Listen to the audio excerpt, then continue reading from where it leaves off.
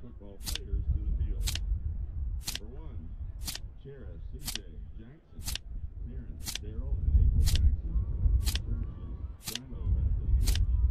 He's been a part of the PCA football program for 1 year. He is planning to attend Arizona Christian University in the fall.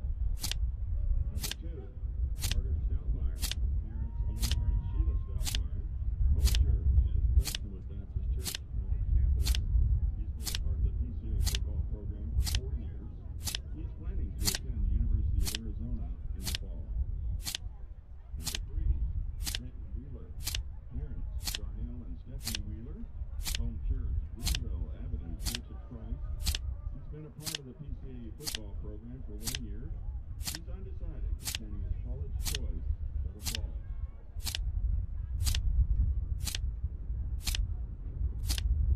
Number 5, Ben Moore.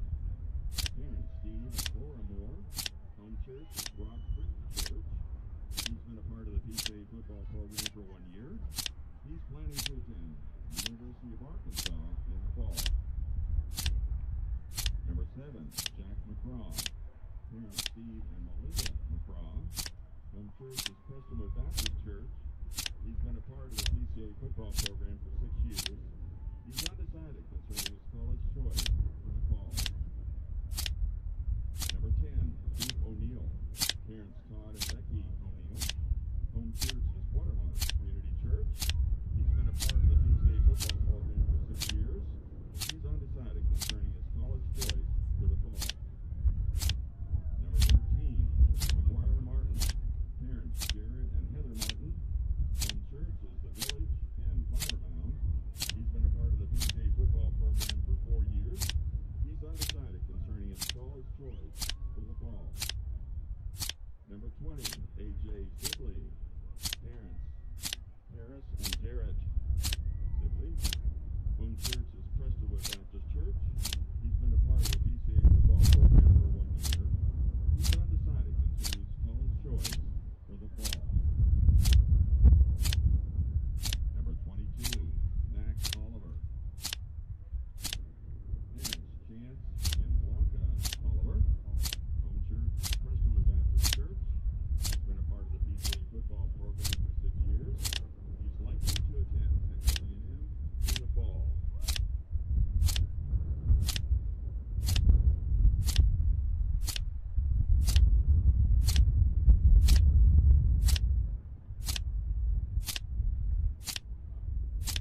Number 48, Luke McGarry.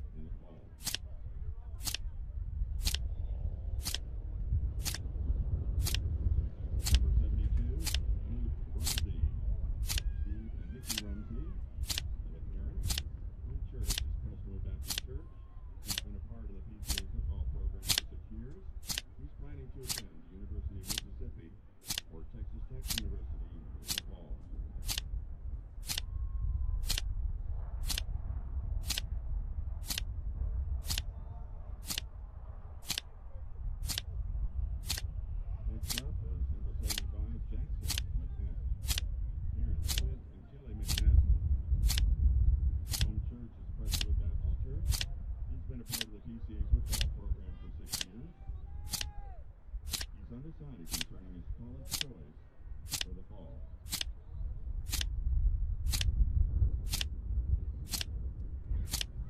Next, we have number 76, Ben Smith, Paul and Susan Smith, of Church Metrocrest Presbyterian.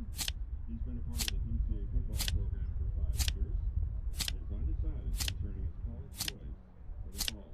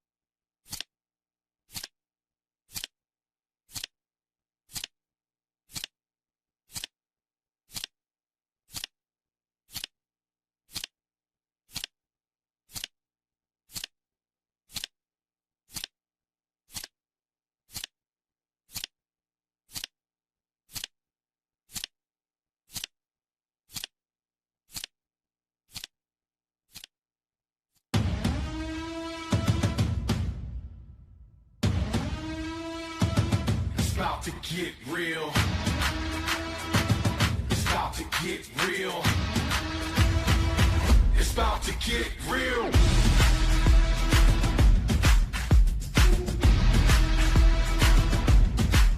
You ready?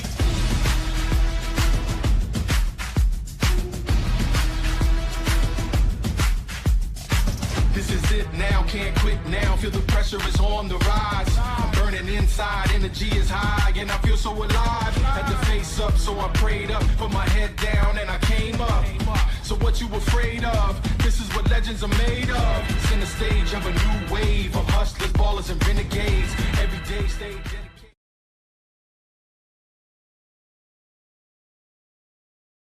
But you will remember me. Remember me for centuries. Just one mistake is all it will take. We'll go down in history. Remember me for centuries.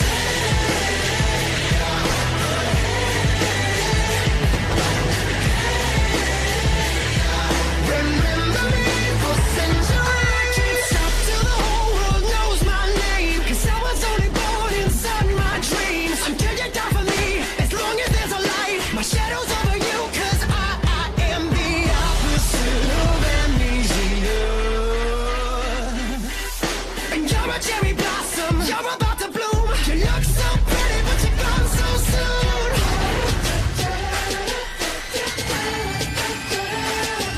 Some legends are told, some turn to dust or to gold. But you will remember me.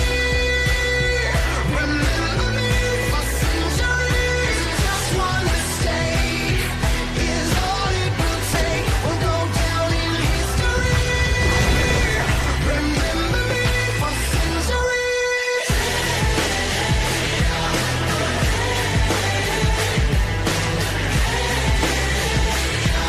Remember me for centuries. We've been here forever,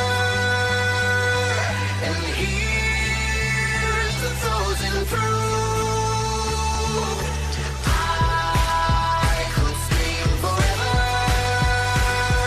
We are the poison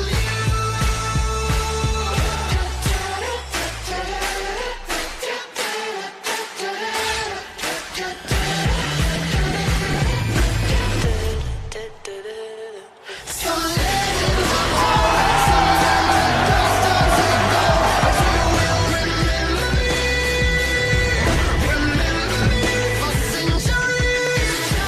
Thanks to everybody for a great season. I say it every year. We'll see you right back here, same place, same time for the 4-peat next year. Great job. Go Panthers. For centuries.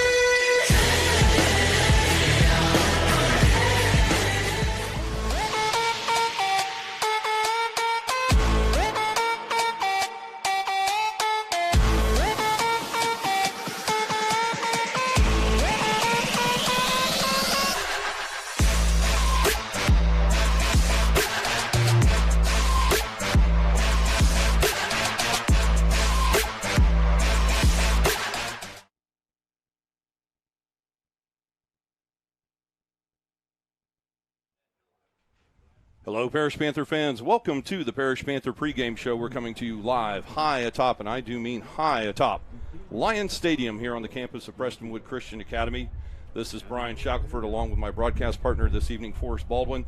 And Forrest, we have an excellent game here tonight after 4 games against district opponents and 1 trip down to San Antonio to face off against Cornerstone Christian.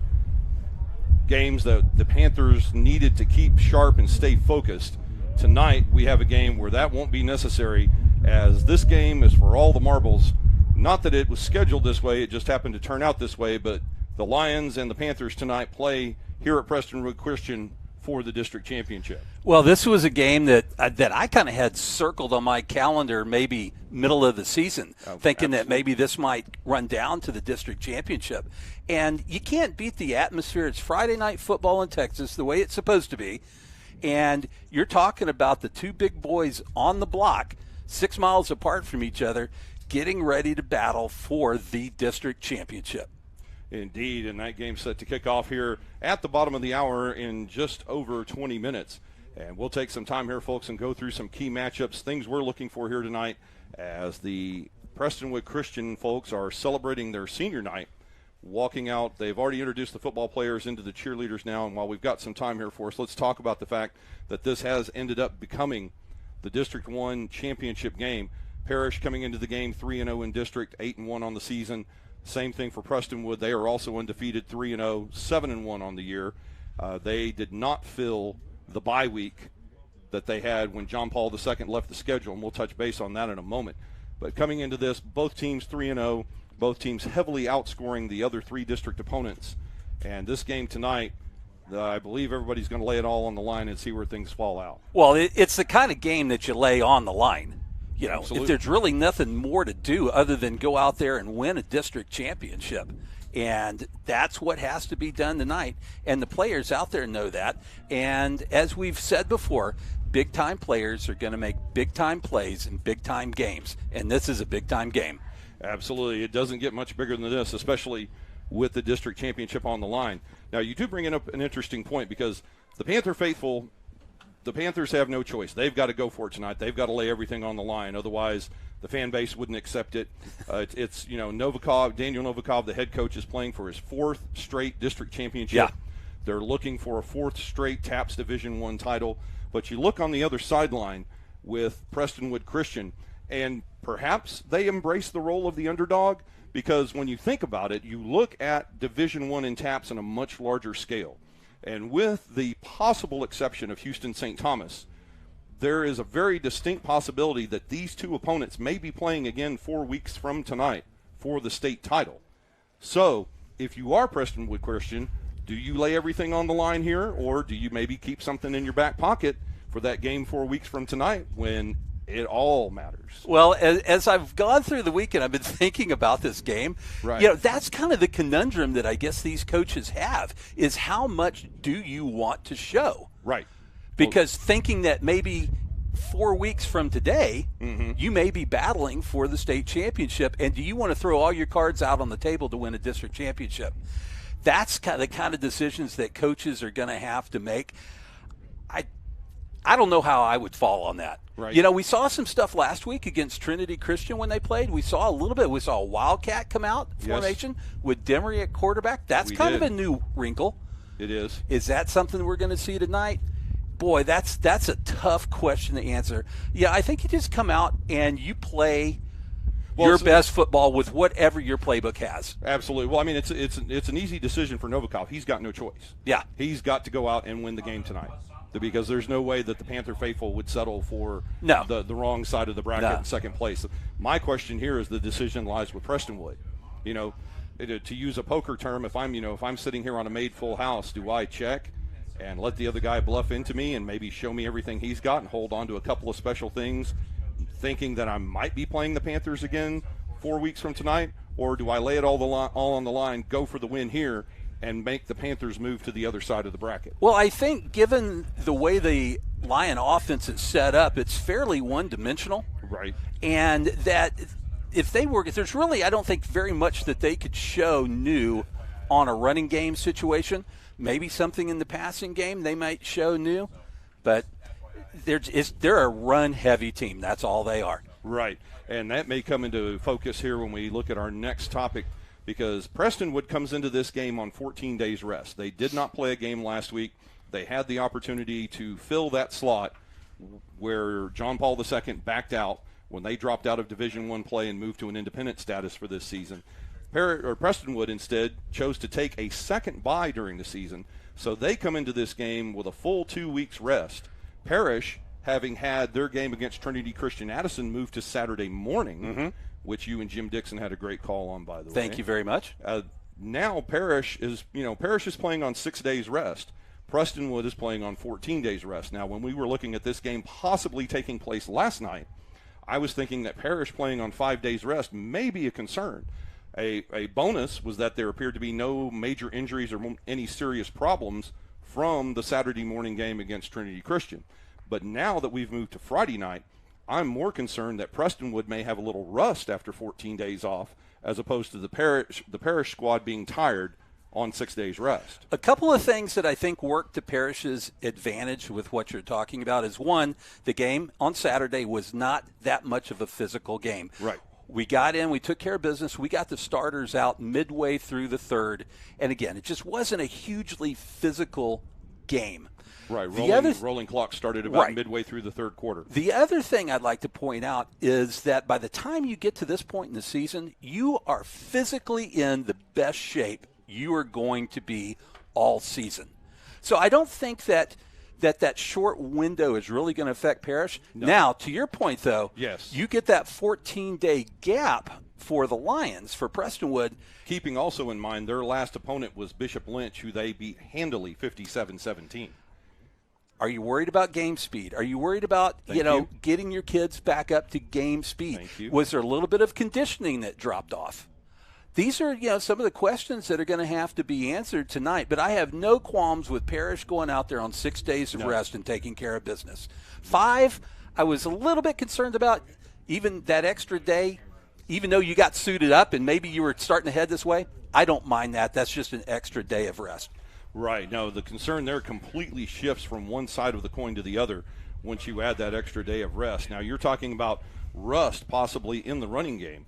We take a look now at how the Parish running game and the Prestonwood running game will stack up against one another. Prestonwood leaning heavily on their running game as they're led by their leading rusher, A.J. Sibley, a senior, 201 carries, 1,505 yards on the season, leading all rushers in TAPS, all private schools here in the North Texas area.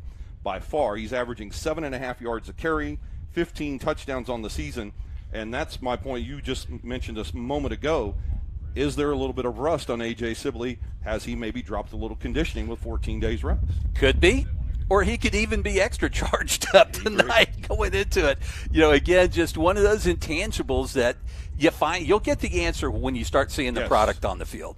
That's a true statement. Now, you juxtapose A.J. Sibley, the one-man wrecking crew, very much in the spirit, although not quite to the level I would say, but very much in the spirit of how Andrew Paul played for the Parish Panthers last season, and now wearing a Georgia Bulldog uniform and playing on Saturdays, although I'm pretty sure that we'll see Mr. Sibley in some uniform on Saturdays. I would imagine so, yeah.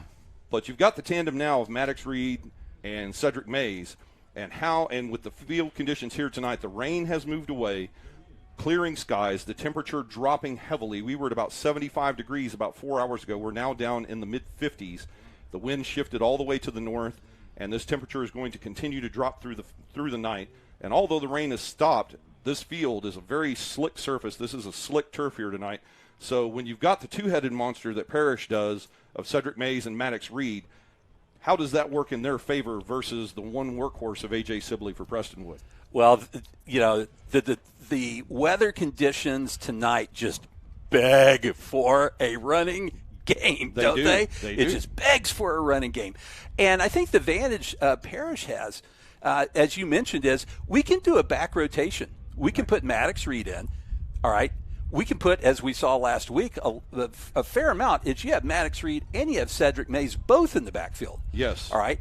Then throw in D.C. Crane. Yes. number 4. He can come in and run the football as well. And Daniel Demery. And as we saw on the by the way, on the Wildcat, Daniel Demery, which was just that Wildcat Sawyer out on in twins on the right side, and it is just a massive run into the line and a first down on 2 plays. Right. Again, it may not have been the strongest competition, but again, you saw that right with Daniel Demery. So I think the advantage that Parish has is, again, that ability to rotate some backs, and also the deception of having 2 backs in Maddox and in Cedric that can each carry the football versus maybe the one-dimensional offense a little bit with having Sibley back there, and he's going to get the football. Right, and then as we've talked before, Jim and I have discussed this in several of our previous broadcasts, that's what Parish is going to have to do, because Prestonwood is basically coming to the line and saying, we're going to hand the football to number 20.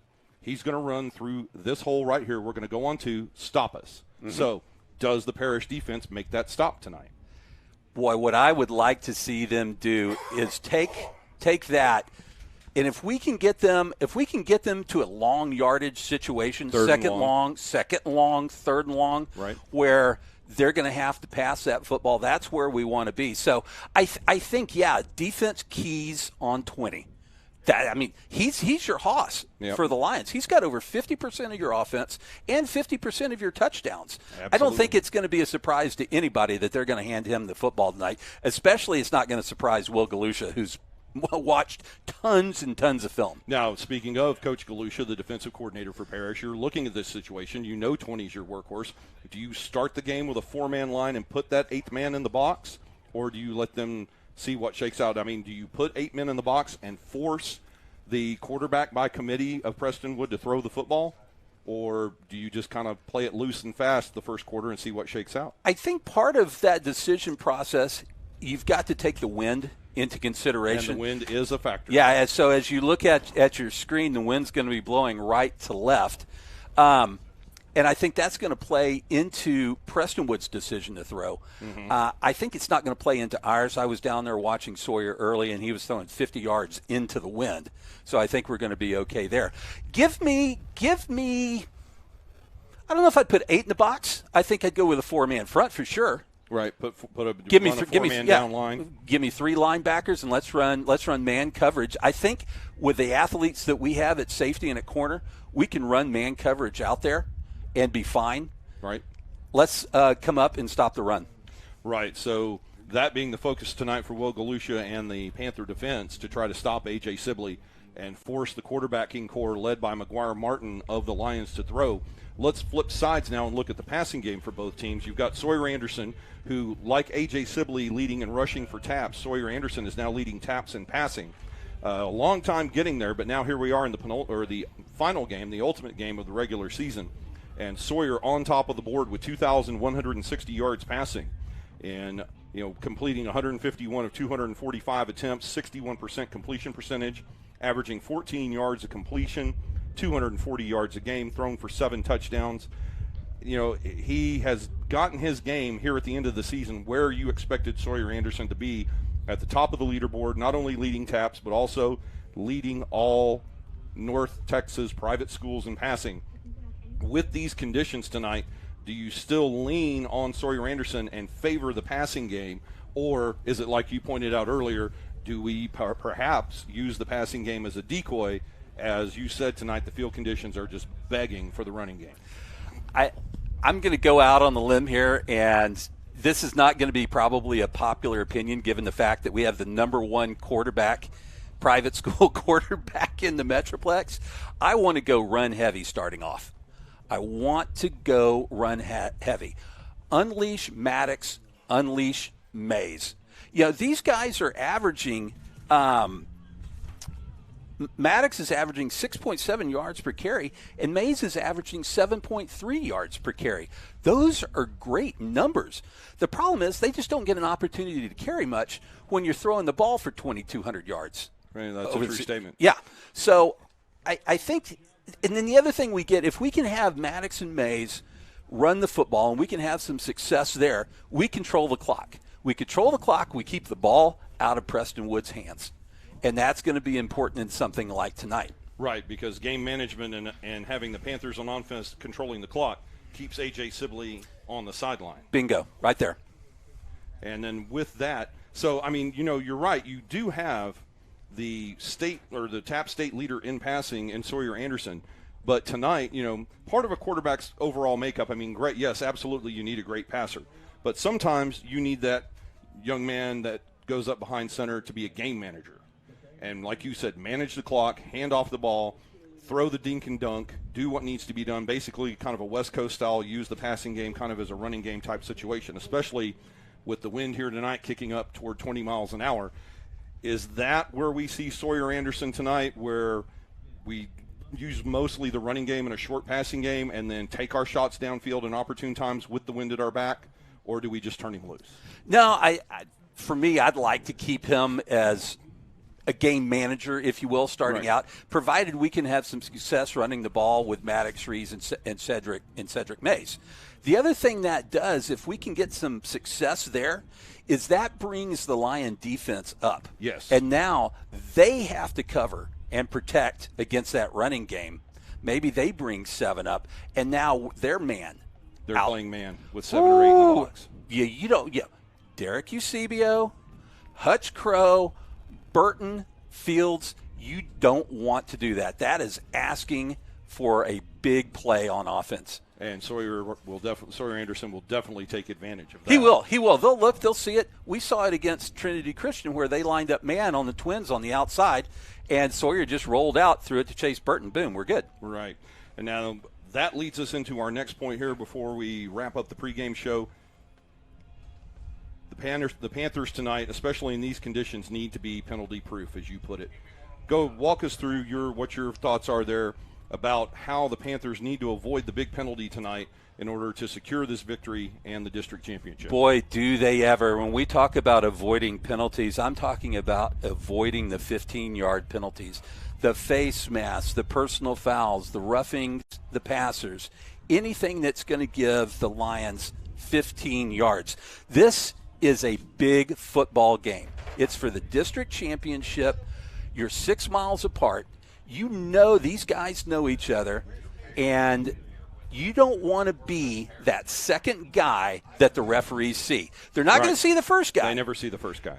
You don't want to be that second guy because that's the guy that's going to get the 15-yard penalty, and you could potentially go from, say, a 2nd and 5 to 2nd and 20. Absolutely. And be way behind the sticks. Now you've got to throw. Maybe you're throwing into the wind. That gets a little dicey. And I'm going to say, as strong as that wind was, throwing with the wind, could be that ball was really carrying in warm-ups today. So try to stay out of the 15-yard penalties. An absolute must. That's a must. Absolutely. Absolute must. So as we wind down here, your take on your 3 impact players in the game here tonight, both for Prestonwood. Pick 3, 1 on Prestonwood, 1 offense, 1 defense for Parish. Who are your 3 big impact players? Let's start with Prestonwood, and I don't want to point out the obvious, but I'm going to point out the obvious. Please do. 20 Sibley. A.J. Sibley. A.J. Sibley. That's where things go. Everything begins and ends with him. If we shut him down, then McGuire Martin has got to step up and be a big-time quarterback and throw that football down the field. They don't even have 900 yards passing. Right. He's going to have to do something with that. For the Panthers, start with Sawyer Anderson on offense. Give me Maddox and Mays stepping in there as well. All right, I want to see a big running game for them. Flip it over.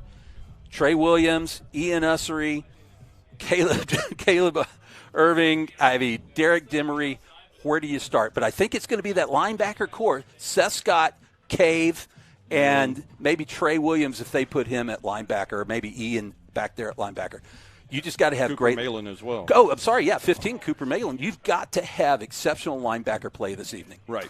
And speaking of that, those are my 3 keys to the game. Who I'm looking at on the Prestonwood defense is the strong safety, because I think that's who Matt Faulkner and Sawyer Anderson are going to be looking at too. If they move that strong safety up into the box, put that 8th man in the box, then that's going to give Sawyer the green light to throw the football. If they back him off and put him into pass coverage, move into a Tampa 2, Tampa 3 type defense, then we go with the running game. We go with the short dink and dunk, Eusebio behind the line of scrimmage, the screen passes like that. So I think Prestonwood, the key for them is going to be their strong safety and how the Parish Panthers react to that. on the offense and defense, I'm going to go with a couple of dark horses tonight. Okay. My dark horse on the offense for the Panthers, Chase Burton. They haven't seen a lot of game film on him. He's been injured. He's coming into the last 2 games on a tear. He is. Had a touchdown last night. He's also one of 25 seniors on this team, and I know from talking with Sawyer Anderson that the seniors mean a lot to him. Yes. And with this senior group, this is at best the 4th to last high school football game they will ever play. Mm-hmm. So I see the opportunity, if the opportunity presents itself, I see Sawyer Anderson trying to get the football to number 0, Chase Burton, as much as possible. I like that. Now, my defensive dark horse, he's a young man we've talked about all season long. All right, let's hear this. He's a young man that has taken advantage of every opportunity he's been given, and that's D.C. Crane. D.C. Crane. Look for D.C. Crane to come in, spell the linebacking core, spell the cornerback core, and you're going to see him make some plays here tonight on the turf at Prestonwood. So we're going to wrap it up here. That's our 3 keys to victory. Your final prediction tonight on the score, Forest Ball. Oh, okay. Parish is averaging 35 points per game. Prestonwood's averaging 36 points per game. Parish is allowing 13 points per game. Prestonwood's allowing 20 points per game. You can't get more even than that. Give me Panthers 35, Prestonwood 21. And that is exactly my score. That was exactly going to be my guess. If, to me, it may sound cliche, but to me it's going to come down to the coin toss tonight. Yeah. And who goes on offense. I do not think you'll see either team defer. I think if they win the coin toss, they want the football. If Prestonwood wins the coin toss, that's my score. Panthers 35, Prestonwood 21. If Parish can win and put those first points on the board, I'm going to say Panthers 31, Prestonwood 14. Right on. I like it. All right, folks, that's going to wrap it up here for the Parish pregame show. We're glad you could tune in. And we're going to take a short break and come back with Friday Night Football because, remind me again, what time is it, Forrest? It is time for Friday Night Football in Texas. Indeed, ladies and gentlemen. We'll be back after this short break, but during that timeout, please enjoy the highlights from last week's victory over Trinity Christian Addison.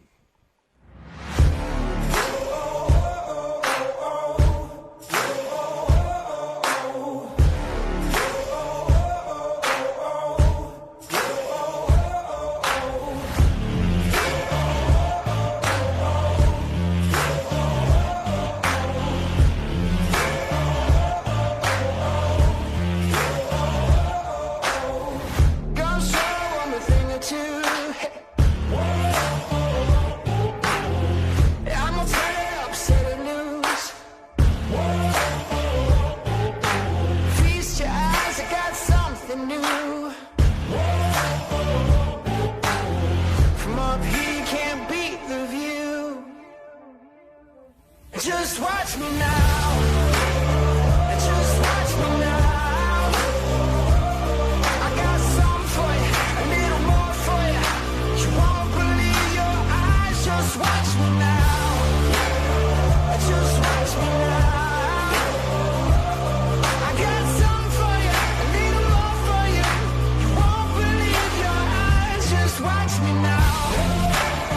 Just watch me now. Just watch me now. Just watch me now. From New York to LA, east to the west. I'm gonna crown the king. I'm the best of the best. Just one look, you're gonna be obsessed. I give it all I got, never any less. Just watch me now. Just watch me now. I got something for you, a little more for you. You won't believe your eyes. Just watch me now. Just watch me now. I got something for you, a little more for you. You won't believe your eyes. Just watch me now.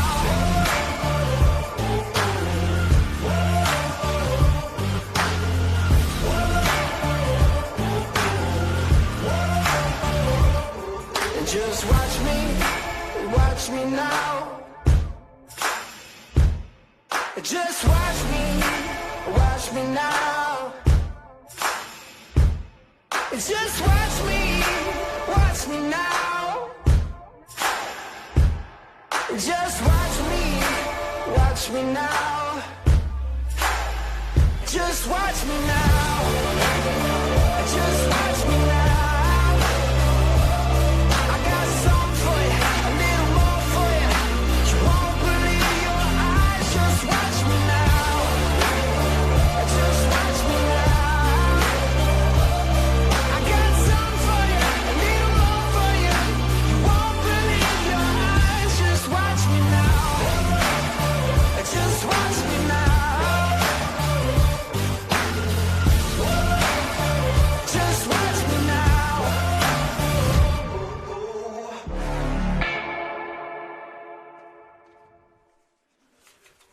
Good evening, ladies and gentlemen, and welcome to Parish Panther Football. You are looking live at Lions Stadium on the campus of Prestonwood Christian Academy in Plano, Texas, as Game On Sports Network brings you live coverage of tonight's football matchup between your Parish Panthers and the Prestonwood Christian Lions. Alongside Forrest Baldwin, this is Brian Shackelford welcoming you to tonight's broadcast at Lions Stadium in Forrest.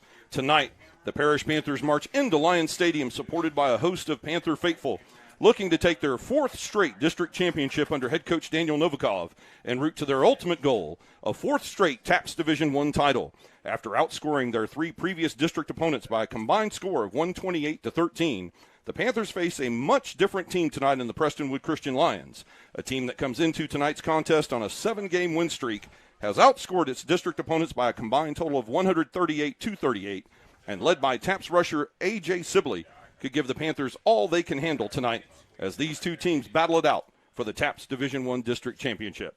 And now, ladies and gentlemen, we'll pause for our national anthem. Watch this football and play football, God. We pray that you protect all of our athletes as they perform tonight. God, thank you so much for sending Jesus to die on the cross. And when he rose again on the third day, triumphant over sin and death. We love you. In Jesus' name we pray. Amen.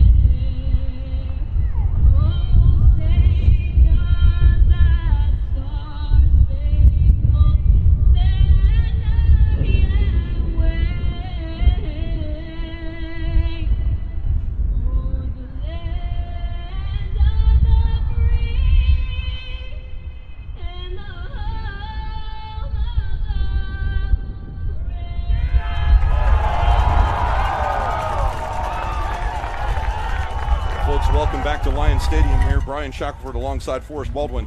And Forrest, as I had previously said in the open, a very different game tonight for the Panthers as Prestonwood comes in on a 7-game winning streak, outscoring their three district opponents by 100 points. And with the TAPS leading rusher, A.J. Sibley, this could be something that Sibley's going to give the Panthers defense all they can handle here tonight at Lions Stadium. Yeah, I think he's going to as well. Again, A.J. Sibley is the offense for the Lions, accounting for over 50% of their touchdowns and 50% of their rushing yards. He is the key to stopping, or he is who you need to key on to stop that Lion offense. And we will probably see a very large dose of number 20 wearing navy blue tonight, as Parish will take the field in their white uniforms with red numbers, the Prestonwood Christian Lions in the navy uniforms with white letters and gold trim. And Forrest, the game time conditions here for kickoff at Lions Stadium. Boy, it was a stormy day, wasn't it? It was It indeed. was a stormy day. The storms are through. The front has come through. It's currently 53 degrees here in Plano, Texas, with a north wind blowing at 8, gusting to 18. And if you look as you look at your screen, that wind will be blowing from right to the left, and I think it will be a factor in the game tonight, both in the kicking game and in the passing game. And this field set up north to south, as Jim Dixon would tell you all football fields should be. He had a nice little soliloquy about that last Saturday morning. And as Forrest just mentioned, north to south here from your camera angle, Parish will be defending the south goal to begin today's game, so they'll be moving south to north. That will be from left to right on your tablet, smartphone, or desktop screen. Number 10 for the Lions, Troop O'Neal, set to kick away. The ball in the air, and we're underway tonight from Lions Stadium. The ball, the kick with the wind, going into the end zone for a touchback. No chance for the return by Cedric Mays, as O'Neal, with a 25-mile-an-hour wind at his back, puts that 6 yards deep in the end zone. And the Panthers will begin their first drive into the wind at their own 25-yard line. Once again, with the coin toss having been previously conducted at midfield, the Panthers did win the toss and, as expected, chose to receive. So Coach Novikov and his offensive coordinator, Matt Faulkner, and Sawyer Anderson will go to work here to begin tonight's game. The offense on the field, they'll start in the wingback set with Cooper Mayland at the wingback. Maddox Reed as the tailback. And Sawyer Anderson, he'll move Eusebio now into a standard trips formation, 1st and 10 to the 25-yard line. Glad you're here with us this evening on a cold and blustery night from Plano, Texas. The first play, Mays on the counter handoff, 40-yard line and more, across midfield to the 45-yard line and down to the Panther 43. And that is the best new wrinkle right there for us that I saw from the game last week against Trinity Christian. The counter play, and the first one of the game, Maddox Reed busts it for 32 yards. That is the way on a high-pressure game like this, a district championship, that is a perfect way to start that game. And let me tell you, that offensive line was jumping up and down. They were fired up on that play. A fresh set of downs now for the Panthers, 1st and 10 at the Lion 43. Once again, Maddox Reed on a straight dive across left tackle. And he'll get inside the 40 near the Prestonwood 37-yard line. We've got a penalty flag coming in from the back judge. And we'll get this penalty call from tonight's referee, as we hope to get you the crew for tonight's game here when we have a moment. An interesting penalty call as the penalty comes all the way in from the back judge. A dead ball foul, personal foul against the Panthers, and Forrest, they're rearing its ugly head in just the second play of the game is exactly what we talked about, avoiding the completely unnecessary 15-yard penalties. And I even think I pointed out this scenario in the pregame show where you're going from 2nd and 5 or 2nd and short now to 2nd and 15. What are we looking at? 2nd and 20 now. They marked that off all the way from the line of scrimmage. So 2nd down and 20 now for the Panthers at their own 47. Anderson will drop back and throw. He'll hit, the screen pass through the hands of Maddox Reed, falling incomplete, and with coverage coming in from the defensive line of the Lions, that was probably the best thing that could have happened there. It brings up 3rd down and long for Parish. Yeah, the Lions read that very well, and it had gotten behind the offensive line that was going to block, and if Maddox caught that, he was going to turn around and see a bunch of blue shirts right there. Yeah, that would have been at least a 2 to 3 yard loss on the play. Instead, they'll live to fight here on 3rd down and 20, following a 15-yard penalty assessed against the Panthers following the first down play. It was a dead ball foul, and the down counted. An empty backfield. Well, now actually we have a standard spread set here on 3rd and 20. Anderson back to throw into the wind. He'll go across the middle. Cedric Mays with the catch. A nice grab there by Mays. Some mustard on that ball from Sawyer Anderson. Mays makes the grab at the 40-yard line. And now we'll see what the Parish Offensive Brain Trust will do on 4th down and 7. Nice route by Cedric there, as his man was playing him a little soft. He runs him off, stops, turns, makes the catch, and goes. I don't think the wind's going to bother Sawyer with as much zip as was on that ball. First big play of the game here, 4th down and 7 for the Panthers at the Lion 40-yard line. Anderson now will check the call with Will Galusha on the side, with Matt Faulkner on the sideline. Clock moving. A minute and a half gone in our opening quarter. This is the opening drive of the game. And now Coach Novikov will talk it over with the offense as the Panthers take their first timeout of the half. Don't mind that call on 4th down. I mean, if you don't make it, you still have Prestonwood's got to go 60 yards for a TD, and you know who you got to stop, as we talked about. is Sibley, so I don't think there's any mystery there. Why not go for it on a 4th and, 7 to go? 4th and 7 it will be. The line to gain will be the line just outside the Lion 33-yard line, so a short 7. A short 7. And I think the Panthers can go either way on this right now. Yeah. I think they could throw the ball. I think they could also give it to Maddox Reed on maybe that counter play. They're pulling They pulled 70 Aiden Gilmore on that second big run he had. And that's a big body to get behind. Well, he opened up a gigantic hole. Yeah. You and I could have held hands and walked together through that hole. My goodness. That hole right there was as wide as the lane that the Prestonwood seniors were walking through out of the tunnel here before senior night. That hole was 5 yards wide. And as we saw against TCA last week, Hutch Crow knows exactly where those sticks are. He runs a little out route, 1 yard past the sticks, and Sawyer hit him 3 times for first downs. Well, we'll see what Parish has drawn up here. 4th down and 7 Panthers.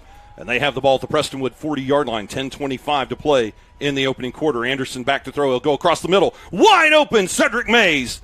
He dives in front of the coverage of number 7, Jack McCraw, and has the first down. It's a gain of 12. Great little play call there. They go to twins left. The far outside receiver runs his man off downfield, and then Mays just cuts inside underneath him, loses his receiver, or loses his defender.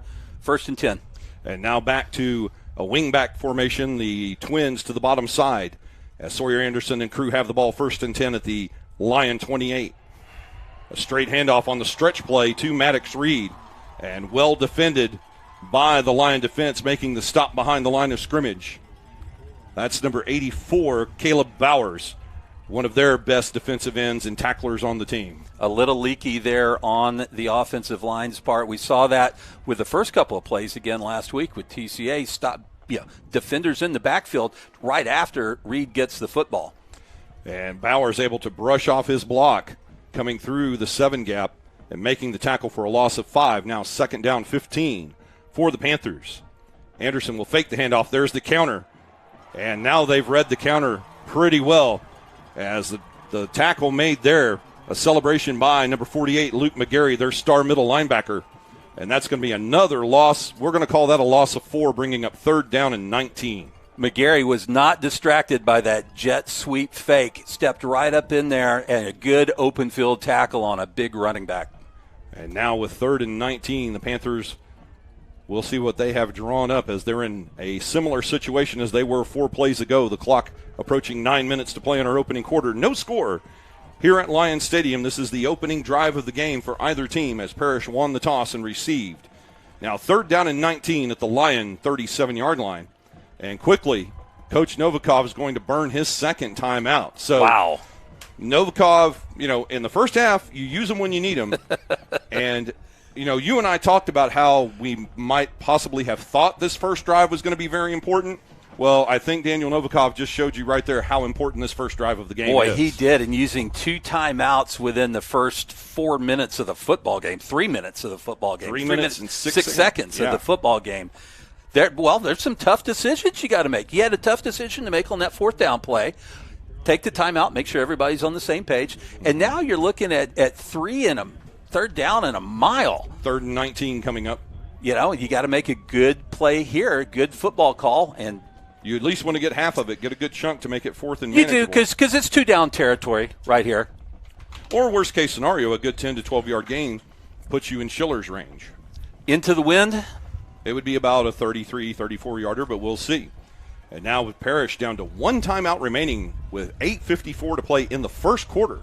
It's 3rd down, 19 for the Panthers at the Prestonwood 37. A straight handoff up the middle. Maddox Reed, he'll get inside the 30 to the 29. And just as we had said, he gets about half of it back. And the stop made at the Prestonwood 29-yard line by number 33, Jack Yerry. And this sets up 4th down. We'll call that 4th down and 10 plus, not quite 11. A very interesting decision coming up here for the Panther Brain Trust. Yeah, it was a nice little draw play they dialed up there where the offensive line kind of drops back in pass protection. Delayed handoff to Reed, find a hole, and he did very well gaining on that play. Now 4th down, a long 10 yards to go for Parish at the Prestonwood 28. Anderson, play fake. He'll scramble to his right. Chasing He's going to just throw the ball away. The intended receiver, Cedric Mays. And nice work there by the Prestonwood defensive line as they're able to force Sawyer Anderson to get rid of the football. And Prestonwood will take over 1st and 10 at their own 28-yard line. Yeah, great defensive series in the last 4 or 5 plays for the Lions. It didn't start off very well for them, first play of the game, but, boy, they got that figured out quick. And, again, a 15-yard personal foul along the way isn't going to help your cause. No, they overcame it for a first down, but we'll see how that affects them in the long run. Now, 1st and 10 for the Lions at the 28-yard line. The handoff, number 20, A.J. Sibley. And a big gain to start the game across the 40, out to the 43-yard line. Just like that, it's 15 yards on the play. And it looks like Prestonwood is going to go with tempo. McGuire Martin is the quarterback. 1st and 10 now at the Lion 43-yard line. Sibley once again, and there to say hello is Cooper Malin. Number 15 comes through on the run blitz, and that's going to be a loss of 5. Boy, Cooper Malin had just blown up that blocker that they put on him, pushed him back into the backfield, shucked him off, and then was able to make the tackle on Sibley. A great play there by Cooper Malin for a 5-yard loss, forcing 2nd down and 15 on the Lions. As they now come out of the tempo offense, they have 2 backs in the backfield, a wing back to the left side. Martin will hand off to Sibley. Sibley looking for room. He'll get across the 40 and back to the original line of scrimmage. An initial hit in the backfield by James Cave. Cave slowing him down so Seth Scott and Caleb Irving can make the tackle. They'll call it a gain of 4, and it's going to set up 3rd down and 11. And Parish going with that 3-man front as they run a 3-4. And now 3rd and 11 for the Lions. Sibley the lone setback. And this is what we talked about. Let's get them in 3rd and long, 3rd and 11. They don't have a lot of experience passing. Sibley shifts from the pistol formation to the standard set on the right side, tied in motion to the top of your screen. Martin's going to look for Sibley on the screen pass. He outruns Martin and out of bounds, just shy of midfield. As Caleb Irving, he gets around the corner on Caleb Irving, but Irving still pursuing, shoves him out of bounds at the 49-yard line. A high percentage pass play. Little swing pass out to the right, pitch and catch. A 7-yard gain, and now this is the first 4th down for Prestonwood. 4th down and 4 at their own 49-yard line. 6:38 to play in the first quarter. Sibley with the handoff coming to the near side, straining to get to the line to gain, and it looks like he'll have the first down by just maybe, well, they're going to give him credit all the way to the 45-yard line. A generous spot, if you ask me. Seth Scott, number 2, and Trey Williams, or 2 and 22, Scott and Williams on the tackle. The sticks move. Yeah, I think we're seeing why they hand the ball off to A.J. Sibley so much. And now a fake to Sibley. Martin rolling to the right side. He's going to pull it down and run. He's got 5 and out of bounds with a 7-yard gain on the far sideline at the 38-yard line. Chased out of bounds on the play by number 19, Kamzi Arinze. Yeah, you talk about game management earlier in the broadcast. That's game management right there. Roll out, everybody's covered, tuck and run. And the 7-yard gain now, the Lions in Preston or in Panther territory at the 37. 2nd down and 3. 6:16 remaining here in the first quarter.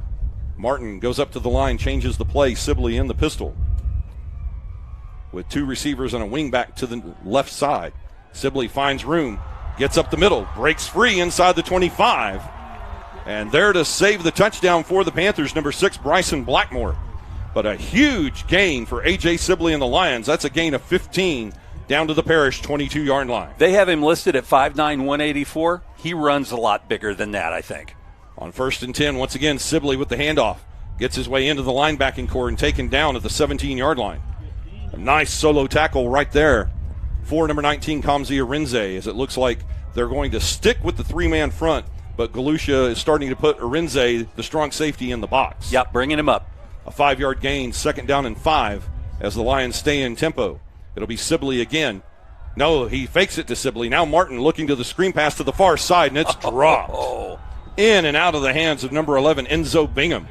And Bingham's going to wish he had that one back because it was just Walker Anderson between him and Paydirt. This sets up 3rd down and 5. Well, play action pass to Sibley on 2nd down.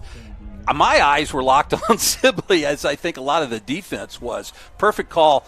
Make that good fake right there. Play action pass. 3rd down and 5 now for Prestonwood. They have the ball at the Panthers' 17-yard line.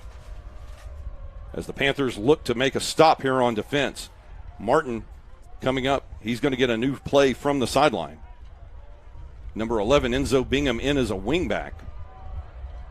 Or in the power Play I. clock's at 0. And now the play clock at 0. Did they get a timeout, or will this be delay of game on Prestonwood?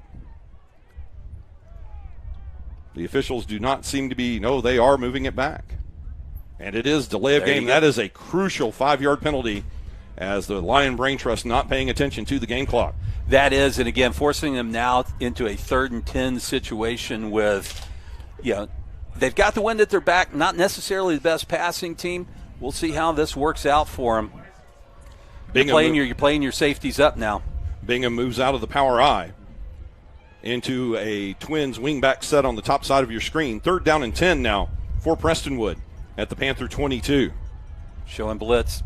They'll hand off to Sibley. He's going to try the stretch play, cuts it back against the grain, and there's the Stanford commit, Trey Williams, making the stop at the 20-yard line, a 2-yard gain.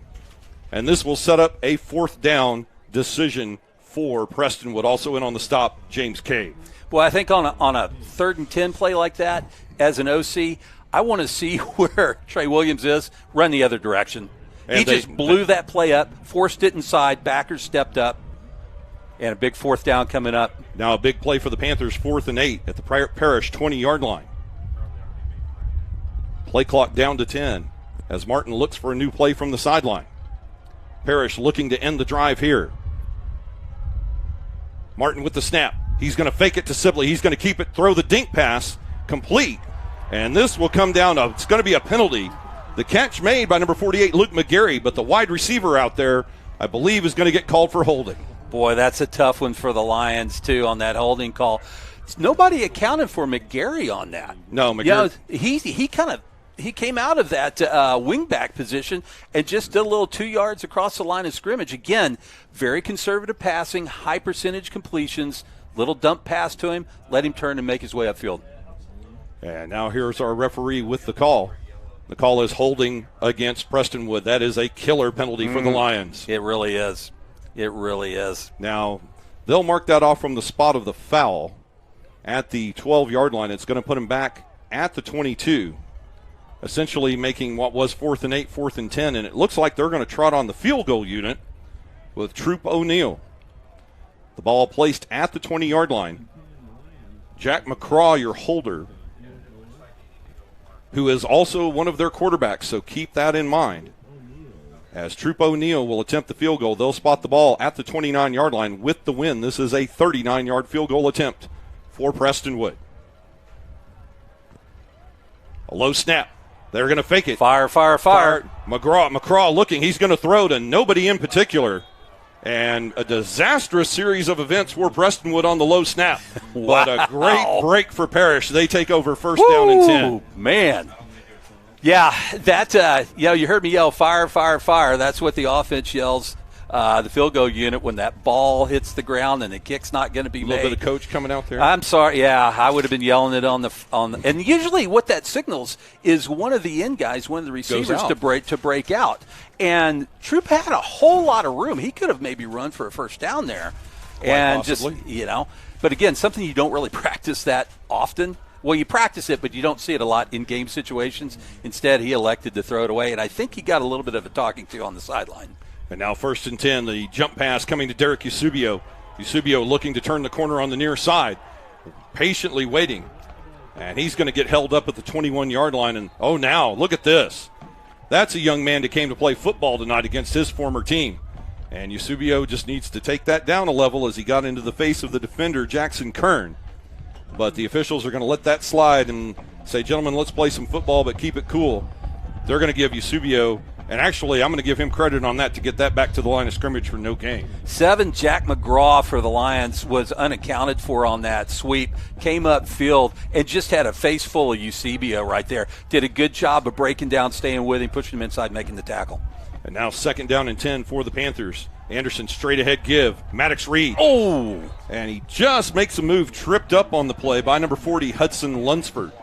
As Reed gets out to the 25-yard line, he gets past Lunsford, and that is another huge gain for the Panthers. Yeah, just one of those, hey, that's football. We call them turf spiders. Yep. You just hit it, and the foot digs in, the cleat digs in. Next thing you know, you're tumbling over.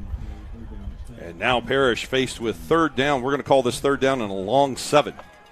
with the ball just inside their own 25-yard line. They'll need to get to the 32-yard line to extend this drive.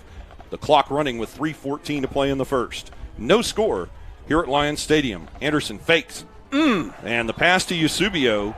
And there comes the flag. It looked like Trenton Wheeler, number 3 of the Lions, had just a little bit too much of Eusebio's uniform. And the back judge, Johnny on the spot, to make the defensive pass interference call. They did. They did just about everything but buy furniture together as he made the turn right there. He was just in his hip pocket. I was looking down on the close side of the field. Hutch Crow was in man coverage there. Yes. Keep an eye on that. Indeed, especially once this clock winds down and we get the wind at our backs in the second quarter. Yes, and sir. critical, keep this in mind, if we've got the wind in the second quarter, that means we've got the wind in the fourth quarter. Yes, sir. So here we go, folks. A fresh set of downs on the penalty. Defensive pass interference against the Lions, now 1st and 10. For the Panthers at their own 35. Just over 3 minutes remaining in our opening quarter. Penalty flag on the play, and they're going to stop this one. Hutch Crow went just half a beat too early. That's going to be false start, Panthers. Yeah, we had a nice hole opened up there, too, as Maddox got the handoff and was about to scamper through there until they blew it dead. Again, now, just one of those penalties, a mental mistake. We're behind the sticks, 1st and 15. And following the 5-yard penalty, the ball at the 30-yard line. It's going to be 1st down and 15 now for the Parish Panthers. They put trips to the top side of your screen on the offensive right side. Maddox Reed the back. The handoff to Maddox Reed. He's got room. He'll get 5 yards and a little bit more. Taken down by number 40, Hudson Lunsford. Lunsford makes the stop at the 37. A 7-yard gain on the play for Parish. Well, Tag O'Neill, I like that name. Tag O'Neill stepped in there and hit him first and took a blow when he did. Yep. Maddox Reed had a head of steam coming through that hole. Yeah, if you guys are playing Xbox, that is B button and up with the right stick. That is truck stick city right there. 2nd down and 8. Or pardon me, yes, 2nd down and 8. Following the penalty, it's going to be Reed again.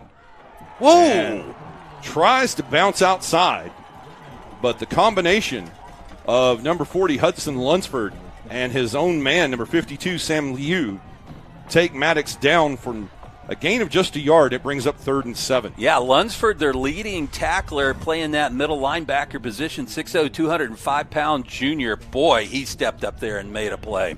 Basically took Sam Liu and just pushed him into Reed to knock Reed down at the 38-yard line. And Sam Liu is not a small gentleman either. No. That's another big man that he had to handle. 3rd and 7 now for the Panthers with the ball at their own 38. Anderson with time. He's going to go down the middle. Looking for Mays! Mays had a step on his defender, number 4, Tanner Trout, and just couldn't quite find the handle. If he had, he would be dancing on that blue turf in the end zone.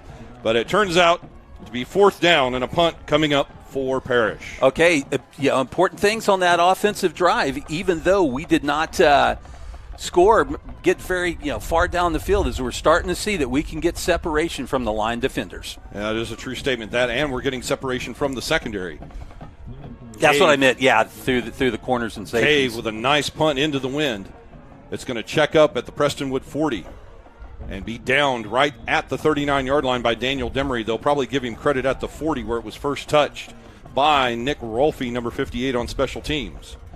And now we will see Prestonwood come out for the second time in this game with a minute 34 remaining in the first quarter. It'll be 1st and 10 Lions. Kind of a heavyweight fight here going on, don't you think, Brian? That's a little ollie. We're just kind of bouncing around. Yeah. We're testing. We're probing. Not much damage. Just a couple of jabs. Nobody's really got a big blow in yet. Not yet, and we'll see what happens here as Prestonwood begins their second drive of the game, 1st and 10 at their own 40-yard line. A.J. Sibley, the lone setback. He'll get the handoff on the stretch play. Nice. A great play there by Daniel Demery, and now you're starting to see that 8th defender sneak into the box and find the hole, and Sibley down on the turf. He's grabbing his leg for a cramp. Well, Daniel Demery came up from that safety spot, just saw the ball carrier, wasn't confused at all, came straight to the ball carrier, open field tackle, brought him down.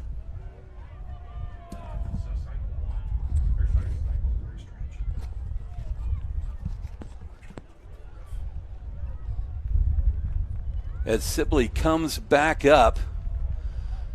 And he'll trot himself off, and it'll be 26. Caden Collins that's going to come in and replace him. Again, a huge piece of the Lion offense hobbling off the field, as there is a loss of 1 yard on that Demery flying stop from safety.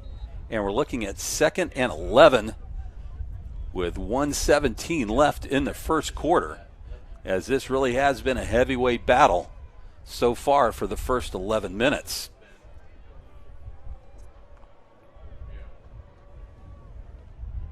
It'll be the handoff to the back. He's got nowhere to go. And Dylan Davis steps up as he hauls down 26 Collins for a loss of yardage on the play. Absolutely nowhere to go as that Panther defense flew to the right and filled every possible running lane. And now that will put Prestonwood right where they don't want to be, 3rd down and long. They're going to face 3rd down and 13 at their own 37-yard line. Sibley back in for the Lions. So Sibley only out for a play, gets a little of that magic spray on that cramp, maybe a little pickle juice, and we'll see what he's got in the tank here. 3rd down and 13 now for Prestonwood at their own 37-yard line as we are in the waning seconds of this opening quarter. The play clock showing zero. Yeah. And a penalty flag on the play. It is the second delay of game penalty in the quarter against Prestonwood. Boy, if you're a Prestonwood Lion, that extra 5 yards tacked on that is not where you want to be at all. No, and if we can borrow a tennis analogy, this will be another play that goes in the unforced error column. Yes, indeed. As Parish has had one of those, or 2 of those actually, with a false start and the 15-yard personal foul. And now Prestonwood with another delay of game penalty. As this referee crew, led by your referee this evening, Guy Redfern, will now reset. 3rd down and 18 for Prestonwood. McGuire back to throw his first pass of the night. He's going to look to the near side. And he's going to be out of bounds. Is he in bounds? They are ruling him in Wow. bounds. Credit number 1, Charis Jackson with the catch at the Panther 44-yard line. Now, folks, remember in high school, just like college, you only need 1 foot in. And it appears he may have had that left foot in bounds. And the Prestonwood Lions will go quickly 1st down and 10 on the big completion by McGuire. A.J. Sibley on 1st down, trying to come to the near side, and they ran in the wrong direction because they ran straight into Trey Williams and Ian Ussery. Williams and Ussery make the stop for a gain of 3 as the horn sounds, ending our first quarter of play. And ladies and gentlemen, we have the first 12 minutes in the books here this evening at Lions Stadium in Plano, Texas, as we continue in Week 11 action in the 2022 Parish Panther season. And folks, your score as we go to 2nd quarter action here at Prestonwood Christian Academy. It's your Parish Panthers 0, Prestonwood Lions 0. And just as you had mentioned, Forrest, this first quarter reminds me of the first 3 rounds of a big heavyweight fight, kind of an Ali versus Frazier, where they're just kind of trying to feel each other out. But a big play right there, what turns out to be the final play of the first quarter, a 27-yard reception by Charis Jackson to give a 1st down to the Lions. 2 things I'm going to point out if we're analyzing this sort of like this big-time fight that we are, is 1, Parish is starting to see that their receivers can get separation from the Lion cornerbacks and the Lion safeties. 2, a defensive adjustment's been made by Parish, and now they're starting to bottle up Sibley. At least on this drive now, you're seeing more and more white shirts at the point of attack. Indeed. Now they are finding, Will Galusha finding different ways to sneak that 8th man into the box right at the critical time. And point number 3, pickle juice is really good stuff. I heard another interesting use for pickle juice that we'll talk about later during halftime, something I had never heard before. It's still a consumption thing. Okay. It's chasing something different, but we'll talk about that in a minute. We'll open the 2nd quarter on 2nd down. A.J. Sibley getting the handoff. And he tries to get past the defensive line, but hanging on for dear life with the tackle. That's going to be number 15, Cooper Malin. Malin combining with Seth Scott to make the stop. And it sets up 3rd down and 2 as Prestonwood will go quickly. We'll call it 3rd and 3, actually, now at the Panther 33-yard line.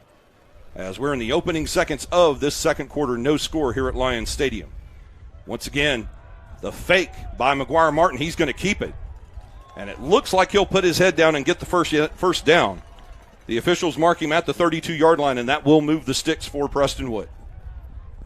Good call by Martin again. As we've seen, he has that high percentage option with the wingback coming across in jet motion out into the flat.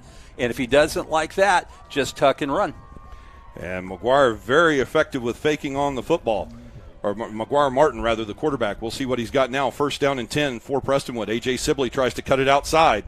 And the Parish defense swarming. The initial hit there made by number 11, Parker Meese. And Meese getting help with Seth Scott as Seth extends his Division I lead in tackles on the season. Parish defenders are either holding up their blocker and clogging the hole, or they're shucking that blocker and they're standing right there waiting for Sibley to hit the line.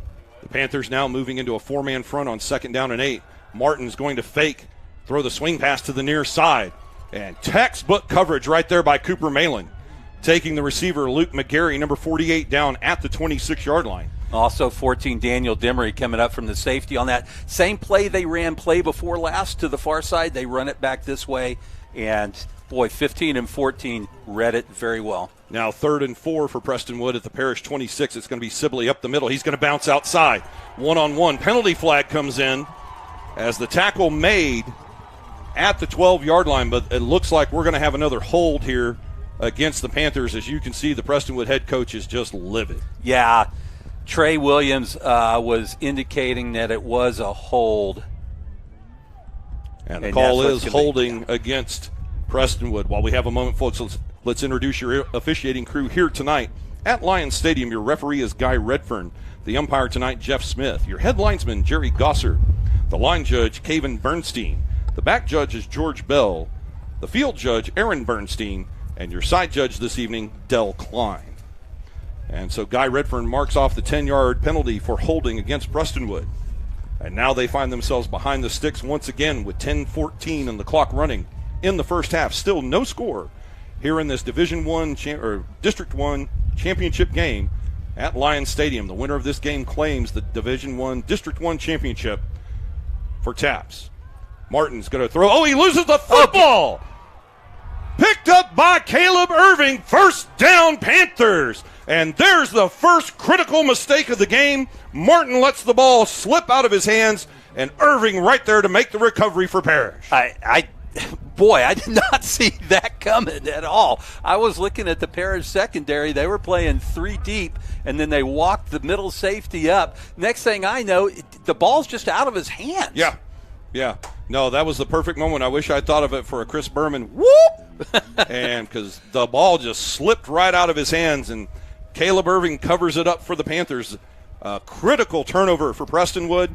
And now the Panthers start 1st and 10 at their own 39-yard line. 9:53 to play in the second. Here's a gift. Let's get something out of it. Maddox Reed over right tackle. He'll pull that back against the grain, get out to the 45-yard line. He's going to pick up about 5.5. Perfect. And a tackle there for number 28 of the Lions, Gabe Tyree. Brings up 2nd down. We'll call it 6 on the play. 2nd down and 4 coming up. The clock continues to move. 9:25 and running here in the first half of play. As neither team has scored, this is the 4th possession of the game for the Panthers. On 2nd down and 4, it's going to be a fake. And there's Yasubio with the catch. 1st down and more. And just like that, we've seen it earlier. And now a penalty flag comes out from the side judge. Yeah, Chase Wonder Burton and the what's going on defender. We here. may have a personal foul coming up. I don't know if it's going to be on Chase or the Lion defender there. Because I can't imagine they're going to throw that against Derek Yasubio for signaling a 1st down. No, there was some out of bounds activity over here. Yeah, sort of churlish behavior, if you will, on the sideline there. Let's hope that Burton kept his hands in his pockets. We're about to find out as Guy Redfern will have the call. Yeah, great play action pass. Dead ball, personal foul against the Lions. There you go. So just like he does in a basketball game, and I love it, Burton already inside the head of his defender. And by the end of the game, he is going to own Trenton Wheeler. And that's when you're going to see him break out here later in this game. Because he just wears on you. And I mean, it's the beauty of what he can do. That's why he's the heart and soul of this Panther team. 1st down and 10 now for Parish at the 20-yard line. A delay to Maddox Reed. He looks for the right hole, slips by. 15. slipping by the defensive tackle. He'll get down close to the 12-yard line. Yeah, and he's a little slow to get up. It was 48 Luke McGarry that kept busted through the line there, and being a head up runner that Maddox Reed is, he saw him coming, did a little sidestep, and went back through the line of scrimmage. Nice gain of 8 yards on the play. Let's go 2nd and 2. Take a shot at the end zone right here. And now 2nd and 2 Panthers. They've got the ball at the Prestonwood 12-yard line. Deepest penetration for the Panthers in this game so far. Reed with the handoff. And he's struggling to get to the 10-yard line. They're going to mark him down at the 11. And that was just a collapsing defense there by the Lions that held Reed to a gain of 1. Yeah. Good play by the Lion defense. Getting tough right there. Now we're looking at 3rd and 1.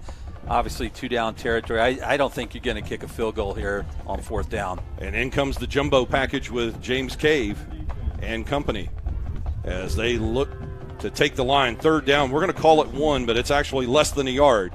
At the 11-yard line of Prestonwood. 8 minutes to play in the half. Still no score here at Lions Stadium. They are going to hand it to Maddox Reed. He follows 3 blockers.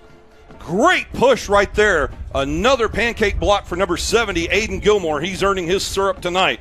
That's going to be 1st down and goal for Parish. Yeah, Aiden Gilmore, and they had 15. Cooper Malin lined up to the left of Sawyer is also lead blocker for Maddox Reed. And, boy, what a hole they pushed through there for Mr. Reed. 1st and goal, Panthers. The first team either to have a goal-to-go situation in the there game. We go.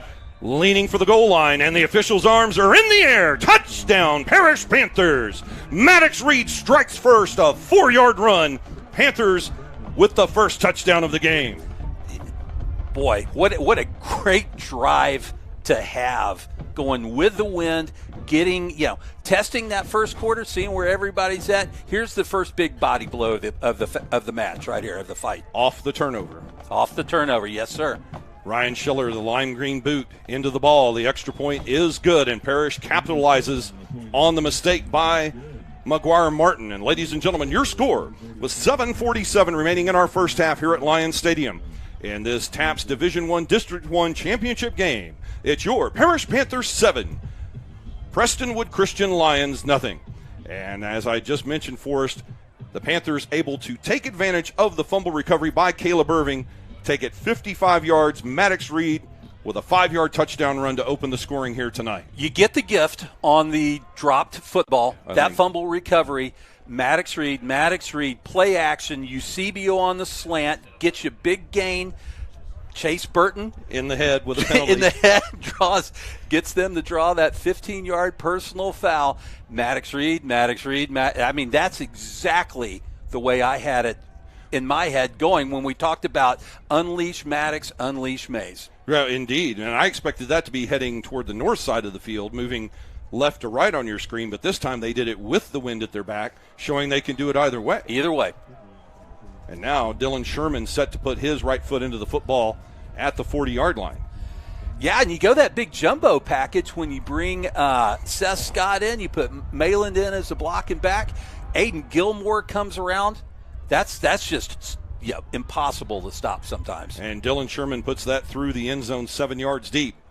The ball waved away by number 1 Charish Jackson. He says, we're not even going to try it. It'll be 1st down and 10 Lions at the 25. So now you've given up a turnover. That turnover has been cashed in for 7 points. If you're the Lion Brain Trust, do you get away from your game plan, or do you say, it's a 7-0 game, let's stick with what we've got, as we've got 7:47 to play in the half? For the Lions, no need to panic, no need to get out of their game plan. 7:47 left in the first half. You're only down by 7. So I would stay with the game plan and should probably see a steady diet of A.J. Sibley. And we'll see what happens here as McGuire Martin ready to call the signals. 1st and 10 at the Lion 25. He drops the football again. And there's Cooper Malin all over A.J. Sibley as McGuire Martin is having trouble hanging on to that football, and it just cost the Lions 4 yards. Boy, the Panther defense is feeling it right now, too. They are playing with an edge and an excitement that they hadn't played yet in the first quarter with. They are pumped up. Yes, that's what I like to call a reckless abandon. Yes. Now 2nd down and 14 Lions. They'll have the ball at their own 21. The clock moving with 7:15 to play in the half. McGuire Martin, ball low. He's going to pick it up again. Sibley will block for him. And there's some problems going on there with the center and the quarterback. Seth Scott with another tackle. for Parish, and this is a loss of 1 back to the 21. Well, actually, they'll give him credit to the line of scrimmage, bringing up 3rd and 14. Boy, that is so concerning as a coach, too, when all of a sudden you cannot get the snap back to the quarterback. And here we go again for the Lions, 3rd and 14 at their own 21-yard line. As Ian Usry, and now movement, and that's got to be false start against the Lions because Parish did not enter the neutral zone. Guy Redford signals exactly that. And the Lions have just turned 3rd and 14 into 3rd and 19. Wow. You know, I don't know if it's big old 57 Ian Usry that's playing nose guard right over the center, that he has given that center everything he can handle, and the jitters are starting to maybe set in a little bit. And when one bad snap happens, you start thinking about it, then the next one, and oh my gosh. And now 3rd and 19 for the Lions at their own 16-yard line. McGuire Martin, he's going to hand off to Sibley, try to get some of it back. And he'll get to the 19-yard line and get shut down there. The officials will give him credit at the 20. Once again, Seth Scott. And now another penalty flag as Seth Scott at the bottom of the pile along with Cooper Malin. And let's hope that that is frustration on the part of Prestonwood as James Cave is pointing at the Lions. And we'll see if Guy Redfern and the officiating crew agree with him. I did not see anything take place at the bottom of the pile. I had my binoculars on it, and Panthers are helping Lions up, and it looked pretty peaceful down there. Not sure what this may be. Obviously, it's going to be, I think, a personal foul on somebody. Dead ball. There you go. Dead ball, personal foul on the Lions, so the down will count, and that's going to move the ball half the distance to the goal. And the Lions will be facing 4th down and 25 from their own 10-yard line. Wow, a disastrous series for the Lions as they come off of that Panthers score. Wow. I don't know. I'm kind of speechless that you come out with something like that with 2 bad snaps, 1 run into the line, and then a personal foul. And now Daniel Demery, the Ole Miss commit, dropping deep. Panthers are going to get great field position out of this, punting into the wind. Yeah, I think you send the max blitz here, but we'll see what Galusha has dialed up. 4th down and 25 at the 10-yard line as Troop O'Neill awaits the snap off the side of his foot. I think Daniel Demery will leave this alone, and he does. And it's going to be downed at the Prestonwood 33-yard line, downing the football, number 94 for the Lions. And now Panthers start with a short field, even shorter than when they had the turnover. They're 33 yards away from pay dirt as we have hit the midway point of this second quarter, 6 minutes to play in the half. Boy, punting from your own end zone into that stiff north breeze is not for the faint of heart, is it? It is not. And I think Parish did the right thing. Don't try and block that because you know you're going to get really, really good field position. No chance on running or roughing into the punter and then having the ball stay with the Lions. Just everybody get away, play football on a short field now. Trips to the top of your screen on 1st and 10 for Sawyer Anderson. He's going to throw. He's going to lay it up for Bryson Fields. And didn't quite put enough on that as Charles Jackson, the Lion defender, able to knock the ball away. I think Anderson needs to have a little bit more faith in Fields and put that out there in front of him. It brings up 2nd down and 10. Bryson Fields is the tallest receiver you have on the receiving core right there. I mean, you can nearly chunk that ball up and just let him, have it be a jump ball and have him come down with that. Well, that's what that was basically a 50-50 ball that the 0.1% tie won there as Jackson knocks it away. Now 2nd down and 10 for the Panthers at the Lion 34-yard line. He's going to fake the handoff. The ball batted up in the air. And coming in on the blitz, that's number 40 for the Lions, Hudson Lunsford. He disrupts that play, and lucky there that the Lion defense did not intercept that football. It brings up 3rd down and 10. Yeah, Lunsford just came in unabated, and as you're supposed to do, if you're not going to get to the quarterback, get your hands up and be as big a target as you possibly can. 6'0", 205-pound junior linebacker did exactly that. And now with that 12-mile-an-hour wind gusting to 20 miles an hour at their back, the Panthers now face 3rd down and 10 at the Prestonwood 34-yard line. The Panthers unable to move the ball after this punt, and they're going to hand it off to Reed, and Reed's going nowhere. A big play right there by number 40, Hudson Lunsford, along with the rest of that defensive line. Also went on the stop, number 65, Gavin Chen. Boy, everything collapsed on that play, didn't it? Loss of 3. Woo! Yeah. Everything collapsed on it.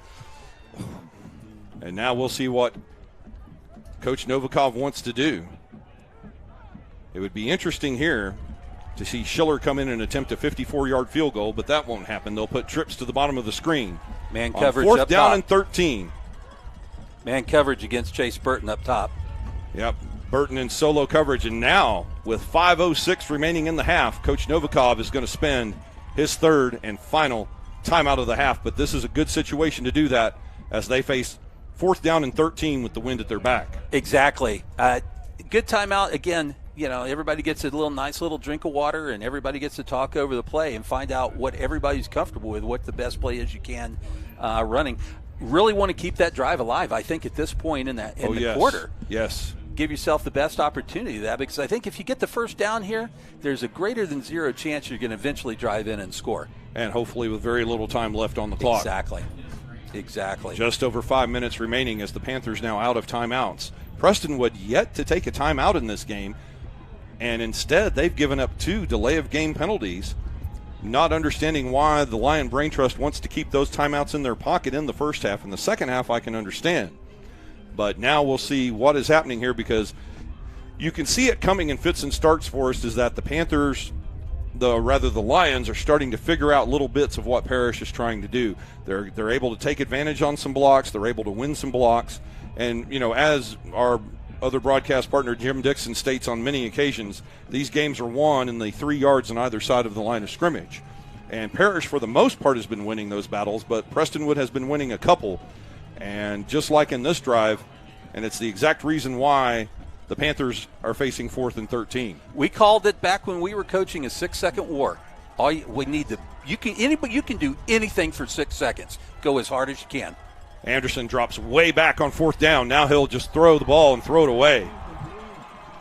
Cedric Mays coming back toward Anderson, just smartly lets the ball fall incomplete.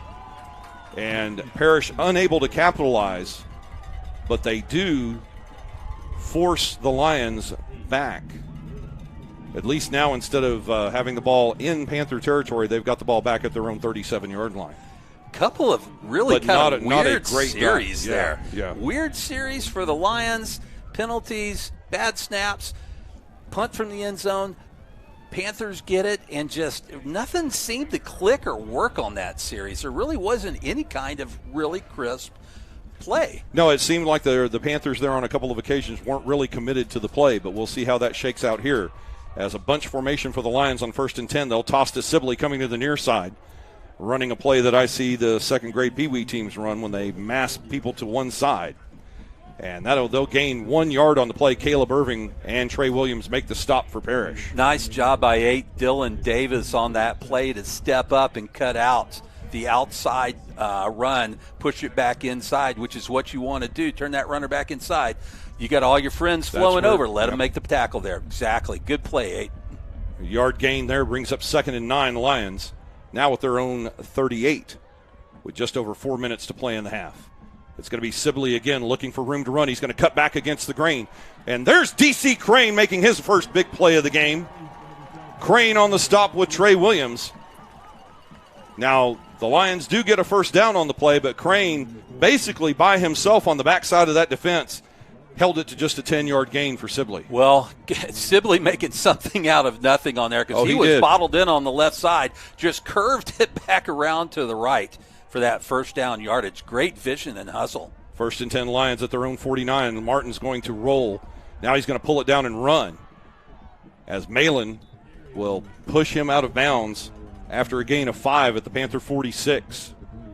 They use Sibley as a decoy that time, and Martin able to get out in space and gain 5 on the play on the quarterback scramble. Yeah, they had Cooper Malin on the man coverage with the receiver that was running out into the flat, and what you want to do as an offensive coordinator is put a kid in conflict and have him make a decision, and Malin had to decide to cover or come up and make the tackle. On 2nd down, Sibley straight ahead. He finds some room. They've got Trey Williams now playing in the secondary. And Williams makes the tackle at the 37-yard line. Sibley looked to be bottled up at the line of scrimmage, but managed to turn that into an 8-yard gain and move the sticks as the clock runs with 3:44 remaining in the half, and Prestonwood looking to answer. I think we're starting to see what makes Sibley such a special runner is his vision. The fact he gets into the line, then bounces out. Here he goes again. On 1st down and 10, the initial hit by James Cave, and Caleb Irving there to mop up at the line of scrimmage for no gain. As Sibley with another carry for the Lions, this one yielding no yards, 2nd down and 10. And if you'll look, we've got D.C. Crane playing in the corner here on the near side. Davis and Demery now back at the safeties. Trey Williams moves back into his defensive end position on 2nd down and 10. This one a keeper for McGuire Martin following Sibley's block.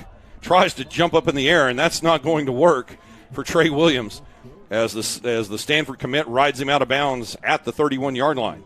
Now they will gain 6 on the play, bringing up 3rd down and 4. The Lions going back to a tempo game on 3rd and 4 at the 31-yard line. It's going to be Martin again. He'll try to cut back inside. And this will be a gain to the 28. Same play. It's the same exact play, but this time Parish able to hold it to a gain of 2. And this will force a critical 4th down for both teams. There is that concept as an offensive coordinator that you run it until they stop it. Right.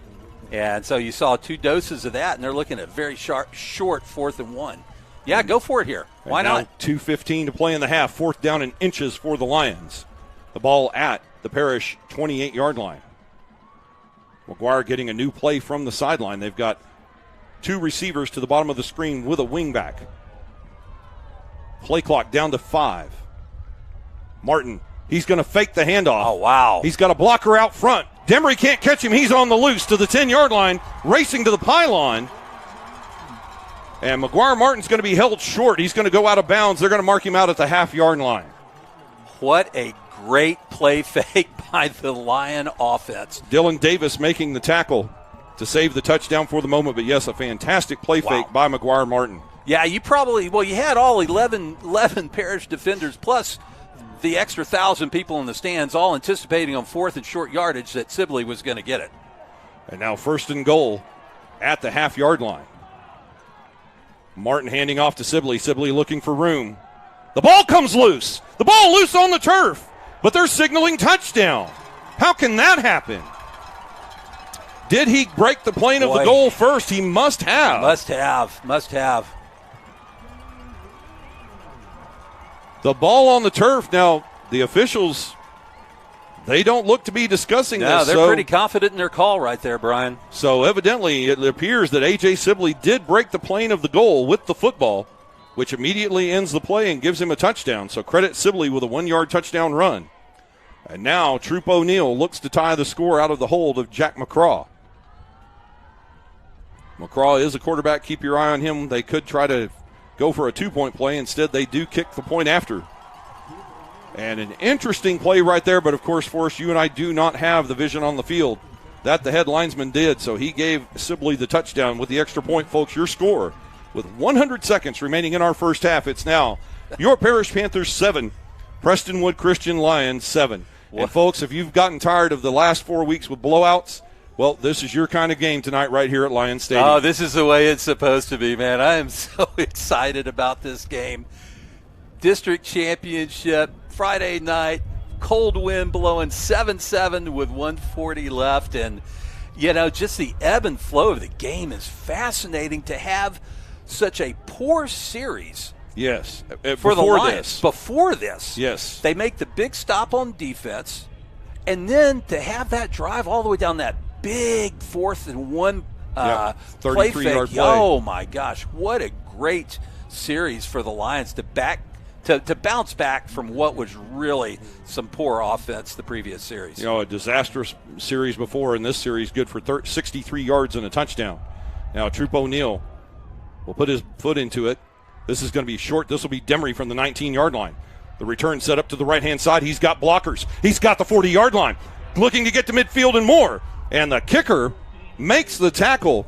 The return all the way to the Prestonwood 45-yard line. A 35-yard return on special teams for Daniel Demery.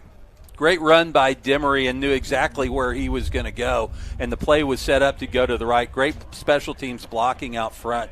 I don't know, kicking into the wind like that. One of the things I always have a trouble with is when you kick off, you're kicking off to usually one of the best football runners on the team. Yes. Don't put it in the hands of Demery. Squib kick that thing down, keep it on the ground, do something other than putting it in the hands of one of the top kick returners. No, a great return set up there by the special teams coordinator, Coach Floresca. And now on 1st and 10, Anderson with the quick hitter. He's got number 3, Cedric Mays. And they're going to play the sidelines here with the short, quick passes. That's going to be a quick gain of 6 for the Panthers. Yeah, good call. Coming in out of the slot, Cedric Mays with Chase Burton on the far side. He just runs his man out, and you run that little out route underneath it. The zone's clear. Boom. Get out of bounds. Gain of 5-6 yards. 6 yards on the play. 89 seconds remain in the half. 1:29 on the clock. 2nd down and 4 now for the Panthers. And they have the ball at the Prestonwood 37-yard line. Anderson, play action. He's going to come to the near side, and he's got Mays again. And they basically just ran the same play to the other sideline, and this one moves the sticks. It's going to be a 12-yard gain for Mays, 1st down, Parish. Mays, I'm telling you, they had that defender 10 yards off of Mays at the line of scrimmage. Please do that all game. Yeah, pick it off every time. Every time, that'll work. If you're going to play him that soft, run that play again, same thing. Clear the zone, have him come underneath the far receiver, boom. The ball now at the 28-yard line, a fresh set of downs for the Panthers, 1st and 10. Clock stopped with 1:23 to play in the half. Reed, the back offset. They're going to give him the football. Big hole, 20, 15, Reed's going to, just tripped up at the 3-yard line by Carter Stoutmeyer. Otherwise, Reed with pay dirt, but still a huge run, 24 yards, 1st and goal, Panthers. That play came in. That, as hard as Reed was running, I think that play came in, and everybody kind of smiled and was like, oh, yeah, this is going to the end zone right here. Defense is set up right where we want it. It's the right play, and he had a full head of steam. Yeah, and give some credit to number 2, Carter Stoutmeyer, the safety for the Lions. He saved the touchdown for the moment. But now with the clock running with less than a minute to play in the half, it's 1st and goal at the 3-yard line. Reed with the carry, following his big blockers, waiting for a signal. And there it is, touchdown, Parish Panthers, as Reed scores his 2nd touchdown of the game. Follows the big block of the right side of his offensive line, and Parish scores in only a minute of game time, and they're up 13-7, extra point pending. And big 52 Sam Lee, you from that left side peeling around and becoming a lead blocker through that hole. And you just tuck in behind him, put your hand on his back, and just follow him into the end zone. And that's exactly what he did. The lime green boot of Ryan Schiller is true. The extra point good. And ladies and gentlemen, your new score with 48 ticks remaining in our first half here in this district championship game at Lions Stadium. It's now your Parish Panthers 14, Prestonwood Christian Lions nothing. And now Parish back up on the board. They come back, they rally from giving up the 63-yard touchdown to the Lions, make it a 14-7 game. We're right back where we were. Now, as the Lion Brain Trust, you've got 48 seconds to play in the half. You are going to get the kick in the second half. How do you play this last 48 seconds if you're the coach of the Lions?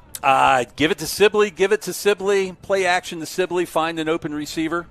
See what happens. But again, heck, the Panthers did exactly what the Lions did. They came off of a very poor offensive series where nothing went anywhere, gave up the touchdown, got the ball back, and the most efficient drive that they've had so far of this football game, getting that ball down the field. Extremely quick, extremely crisp. Indeed, and maybe it was perhaps the touchdown by Prestonwood that woke up the Panther offense. We'll see how it turns out as Dylan Sherman set to kick for the Panthers. It could have been, or it could have been a little sideline encouragement from the coaching staff. We'll call it encouragement. Charles Jackson's going to let that go into the end zone as it hits 7 yards deep. And now Prestonwood will have 48 seconds to work with, but they're 75 yards from pay dirt. They do, however, have all 3 timeouts remaining.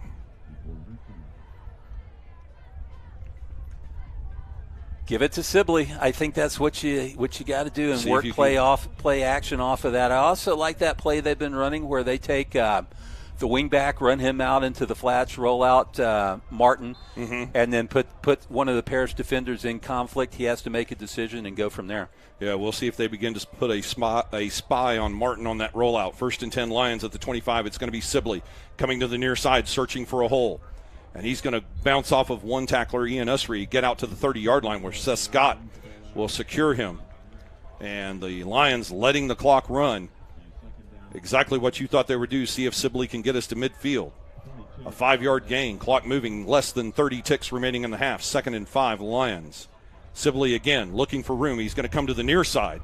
And a great play right there by Trey Williams and number 6, Bryson Blackmore, to keep Sibley in bounds at the 36-yard line. They give up the first down, but it forces the Lions to take a timeout. Yeah, it does. And, Trey Williams is playing that outside edge, trying to keep Sibley turned back inside. But for Blackmore coming up, he came up with a head of steam to knock those legs out too.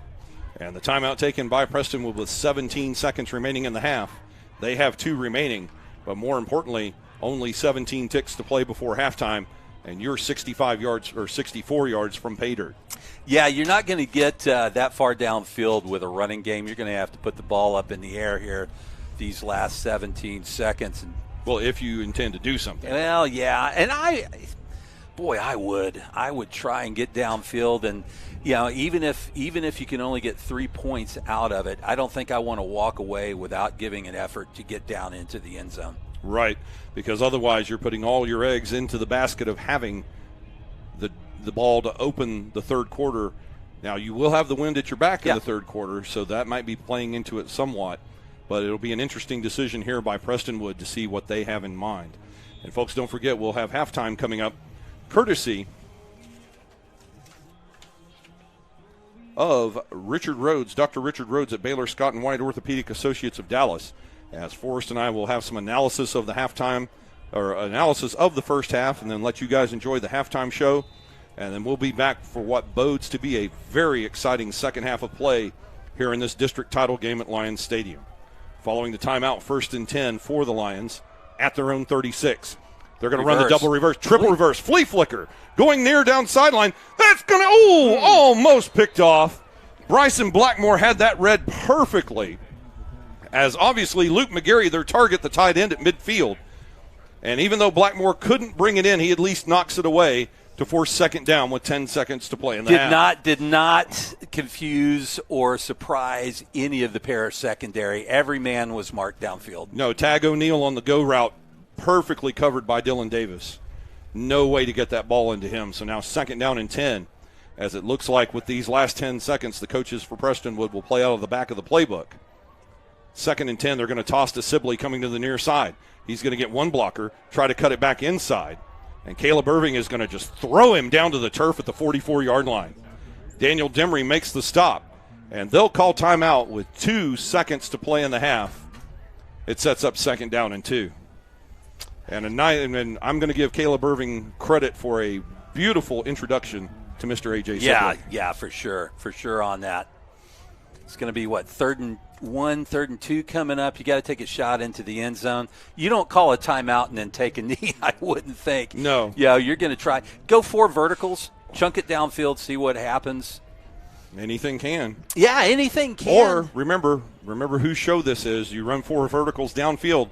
That leaves a lot of room in between for number 20 in navy blue, and anything can happen on a swing pass. Well, yeah, that is true, too. We've seen that kid can run, and he's got some moves that he can make. And you better be a very good open field tackler if you find yourself one-on-one with Mr. Sibley. Moves and vision. I think I have to agree with you, Forrest. His vision is what has impressed me so far tonight here at Lions Stadium. His ability to stop on a dime, see the open hole out of his peripheral vision, and make a move. He's been able to do that on several occasions and turn what would have been losses or short gains into substantial gains for the Lion offense. Agree. It's been nearly just a piece of magic on some of the runs that he has had, being bottled up on one side and curving it back around for positive yardage on the other.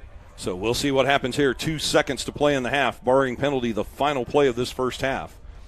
And I think if you're Coach Galusha, you're just telling your receivers just knock it down and don't give up the pass interference penalty. 3rd down and 2 for the Lions. They'll just hand straight off to Sibley.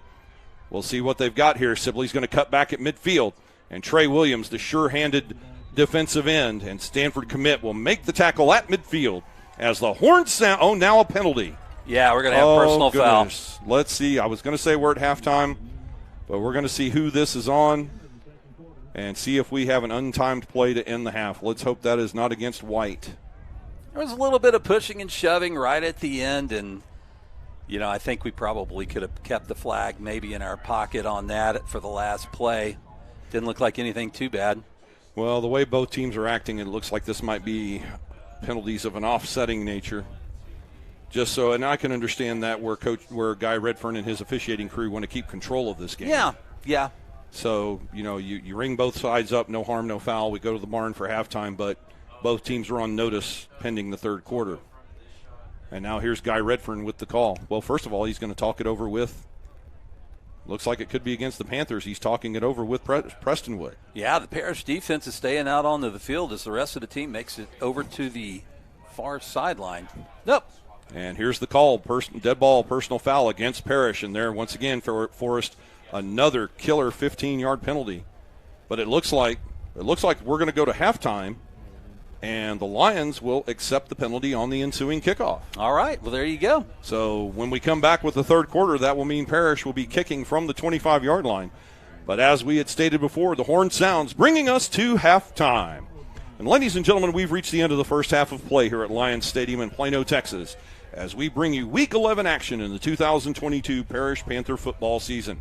And folks, your score as we go to the halftime break here at Prestonwood, it's your Parish Panthers 14, Prestonwood Christian Lions 7.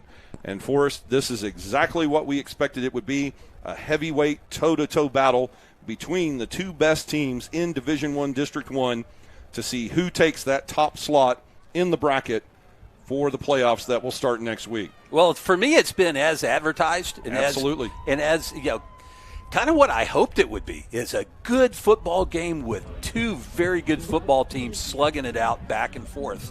And I think that's what we've gotten so far. There's been some ebb and flow to it, some really kind of ugly football, right, and then some really good-looking football on both sides of the ball for each team.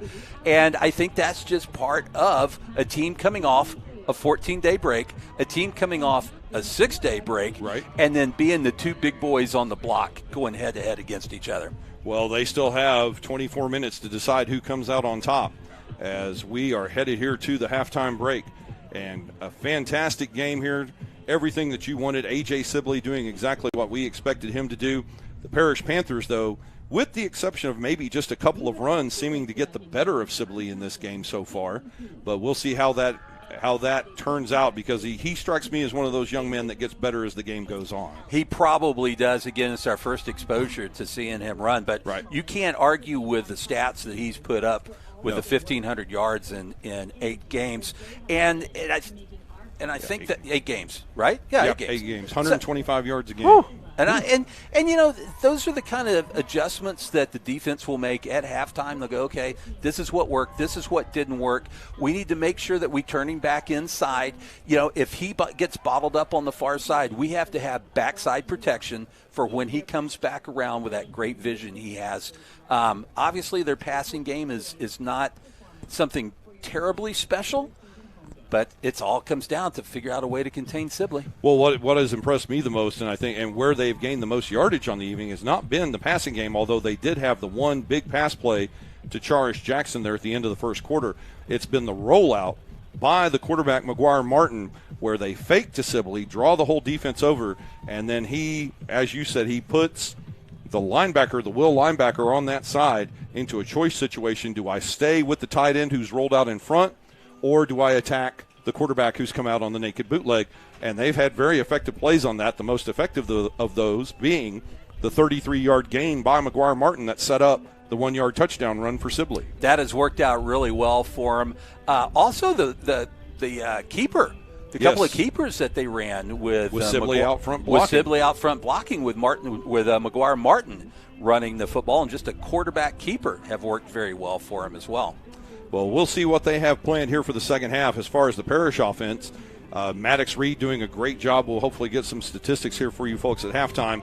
And as you had said, that last drive for Parish to make it a 14-7 lead as they come out in a minute and drive 43 yards for a touchdown. Very crisp passing by Sawyer Anderson. Very crisp route running by Cedric Mays. And that is the Parish offense we're used to seeing clicking at full tilt. It absolutely is. And I really like what they're doing with Cedric Mays out of the slot receiver position, where they're running the outside defender out. Chase Burton's running him out and just cut underneath him on that little out route. It's a good little pass for Sawyer to make too, and you're going to get positive yardage every time, especially like if they continue to do like we saw, where they're playing 10 yards off on Mays. Yeah, please. You can't. Please keep doing it. Please. Because, Please play 10 yards off Yeah. Cedric Mays. Yeah, and I think now Maddox Reed has got his feet underneath him. I like the way he ran on that last scoring drive. Yes. He was running with some power and some anger and some aggressiveness through there. And anytime you get one of your big hogs leading the way there, whether it's Gilmore or whether it's Liu, you're going to make positive yardage. So keep pulling that up, that backside in there, and move forward, young man. There you go, and folks, we'll see how both teams adjust here during the halftime break. And folks, we're going to step aside for halftime and give you the halftime festivities here as the Prestonwood band about to take the field. Parish also coming out to perform tonight. So as we step aside, your halftime score, your Parish Panthers 14, Prestonwood Christian Lions 7. Please stay with us here on Game On Sports Network, and we'll be back after the halftime break. Stay with us, folks. Jesus Christ. The band members of the week are Heidi and Mr. Jones.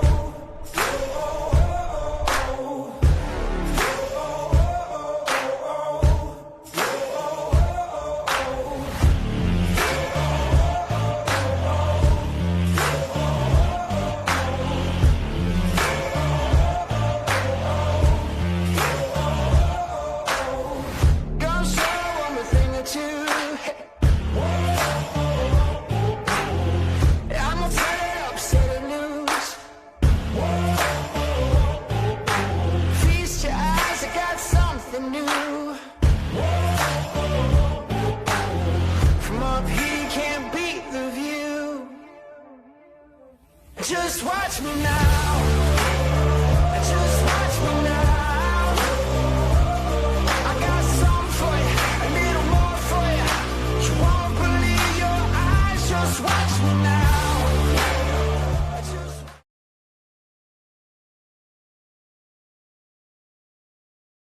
for you. You won't believe your eyes, just watch me now. Just watch me now. One more scroll, one more click, one more swipe, one more tick, tick, tick. Got to be more. A spark.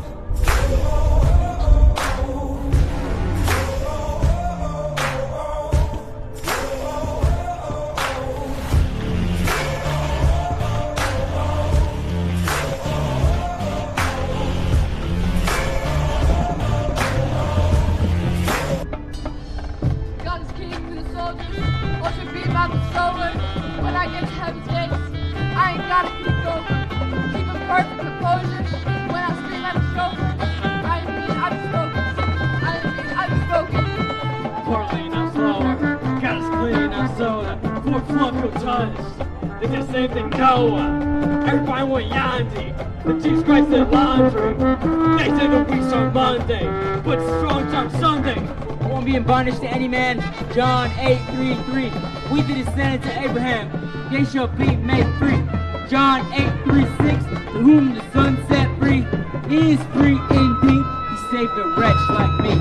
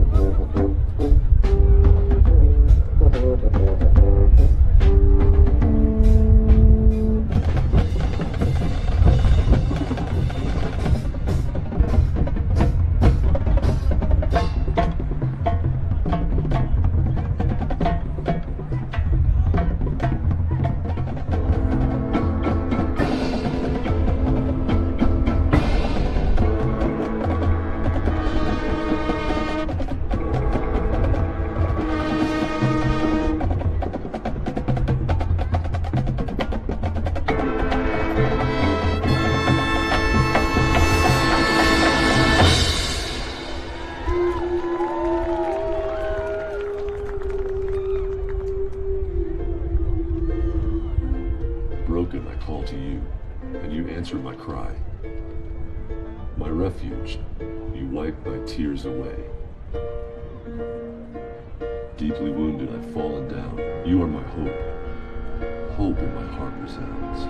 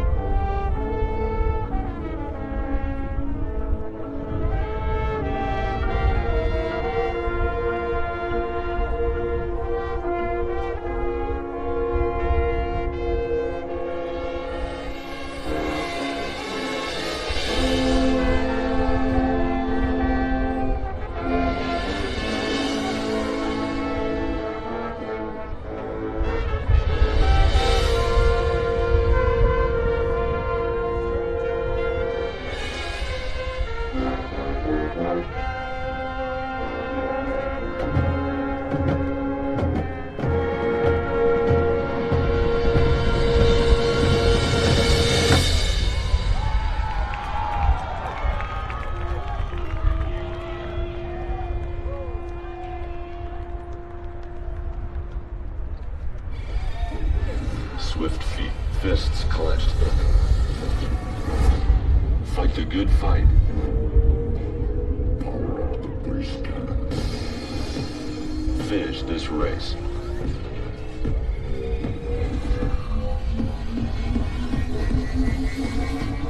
Get ready to fight.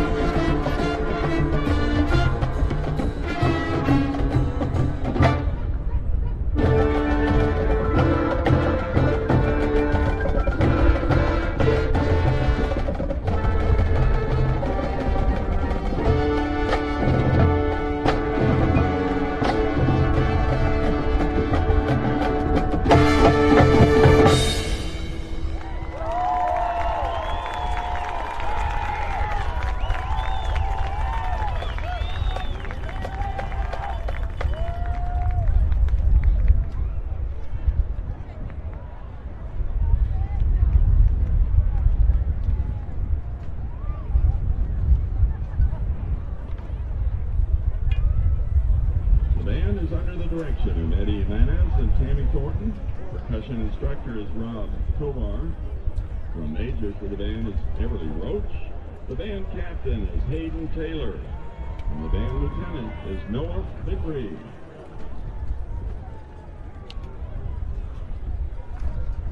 Ladies and gentlemen, let's hear it once more time for the Mighty Lion Band.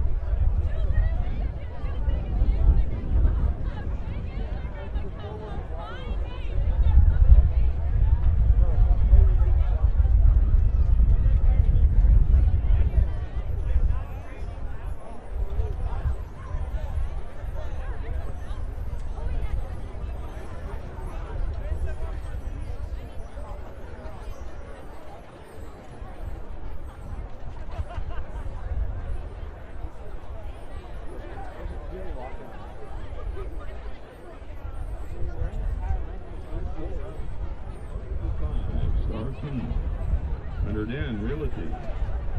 Jet 10. Game Operating Corporation. Dan. Lane's Chicken Fingers. Lone Star Benefits. Thomas Daughter Diner. Martin. Modern Tradition. Milestone Electric Services. Morsco HVAC Supply. Newton's Renovation. Petra Home Lending. Plano Eyeglasses. Agent King. Arvin F. Credit Union. Urban Sanger Pools. Atlantic. Southwest Coffee and Vending. A.C. Henderson Law Firm. The Colony ER Hospital. The Core Edge. Rears. And Ryan Press. Christian Windcrest. Orthodontics.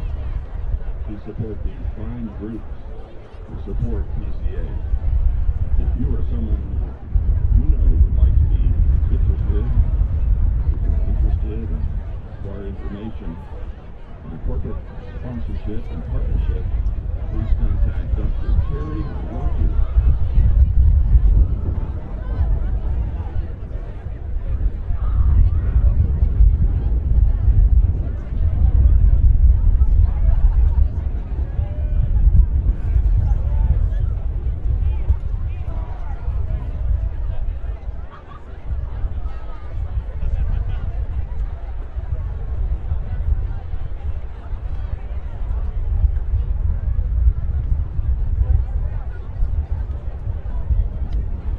Still tickets available for our PCA Fall Play the Curious Savage show, which opens tonight. You can still purchase tickets and attend tomorrow afternoon or evening at the Eisman Center.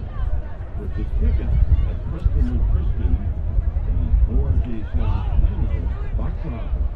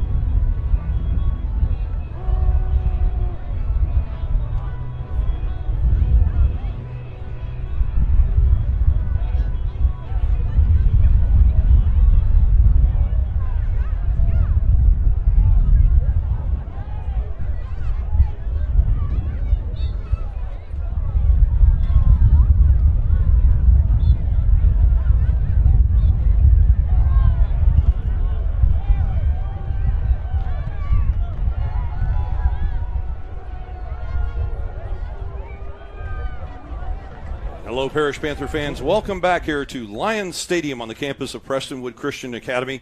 Brian Shackelford with you alongside Forrest Baldwin here in the final game of the 2022 Panther regular season Week 11 action, as the district championship will be decided here tonight in TAPS Division I District 1 as your Parish Panthers face off against the Prestonwood Christian Lions. Your Panthers hold a 14-7 lead as we begin the third quarter, and Forrest, a pretty even matchup with the cold weather, just what we expected, more of a running game than a passing game, as we've got two backs closing in on 100-yard nights, and a game that is still up for grabs with 24 minutes to play. Yeah, Maddox Reed at 99 yards after one half of football.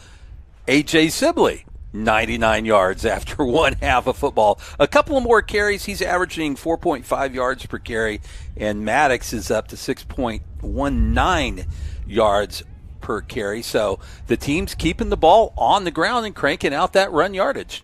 Yeah, and Sawyer Anderson putting in his part here. More of a game management type situation for him, but that last drive, very crisp, sharp, short passing that allowed Parish to score to take this 14-7 lead right before the break. And Anderson now 6 of 12 in the game, 460 yards passing, but most importantly, no interceptions. And really the difference in this game is the one turnover on the game when the quarterback for Prestonwood, McGuire Martin, fumbled the ball out of his hands. Parish recovers, Caleb Irving with the fumble recovery at the Panther 43-yard line, and from there Sawyer Anderson and company marched the ball down 67 yards for Maddox Reed's second touchdown of the game, and that's what gives us a 14-7 Parish advantage as we begin the third quarter. Yeah, great gift for Parish with that fumble. The ball just kind of coming out of Martin's hand as he was, I guess, standing there. Get the recovery, and boy, as we know, in a game like this, turnovers are so important, and to be able to take it down the field with a good drive and turn it into 7 is going to pay dividends, I think, for the Panthers later on tonight. And it will also be interesting to see if the Lions address their issues with the center quarterback exchange, as late in the second quarter, McGuire Martin was having difficulty getting the snap from his center. The snaps, 3 or 4 snaps on those last two drives, very short, basically rolling on the ground to McGuire Martin, and we'll look to see if that trend continues here in the third quarter. Yeah, and don't forget the bad snap on the field goal attempt as well by the Lions. Indeed. And now, as a result of the personal foul penalty that ended the first half, Dylan Sherman will be kicking for Parish from the 25-yard line. Charish Jackson deep for Prestonwood. We're set to go with the third quarter. Sherman with his foot into the football, and the second half is underway. It'll be Charish Jackson from the 19-yard line. He'll come to the near side 30, and a great special teams tackle to open the third quarter by number 86, Mercer McDougal. McDougal staying at home as the burner here on the near sideline, and he holds Charish Jackson to a kick return of just 12 yards. Great open field tackle by Mercer McDougal. Like you said, he's got that in-contain role, didn't let the player get outside of him, and made a perfect open field tackle. I guess one of the questions I have, and I'd be interested to know, when's the last time Sawyer had 60 yards in the first half? I don't know. We'll have to set our data research people to check that one out. But in the meantime, a critical drive here to see if the Panthers can shut down the Lions on this opening drive. 1st and 10 at the 32-yard line. A.J. Sibley with the carry. He's going to take the handoff, come to the near side, and he'll be dragged down, keeping a hold of him, Trey Williams, to make the stop. He'll gain 2 on the play, put him over 100 yards for the night.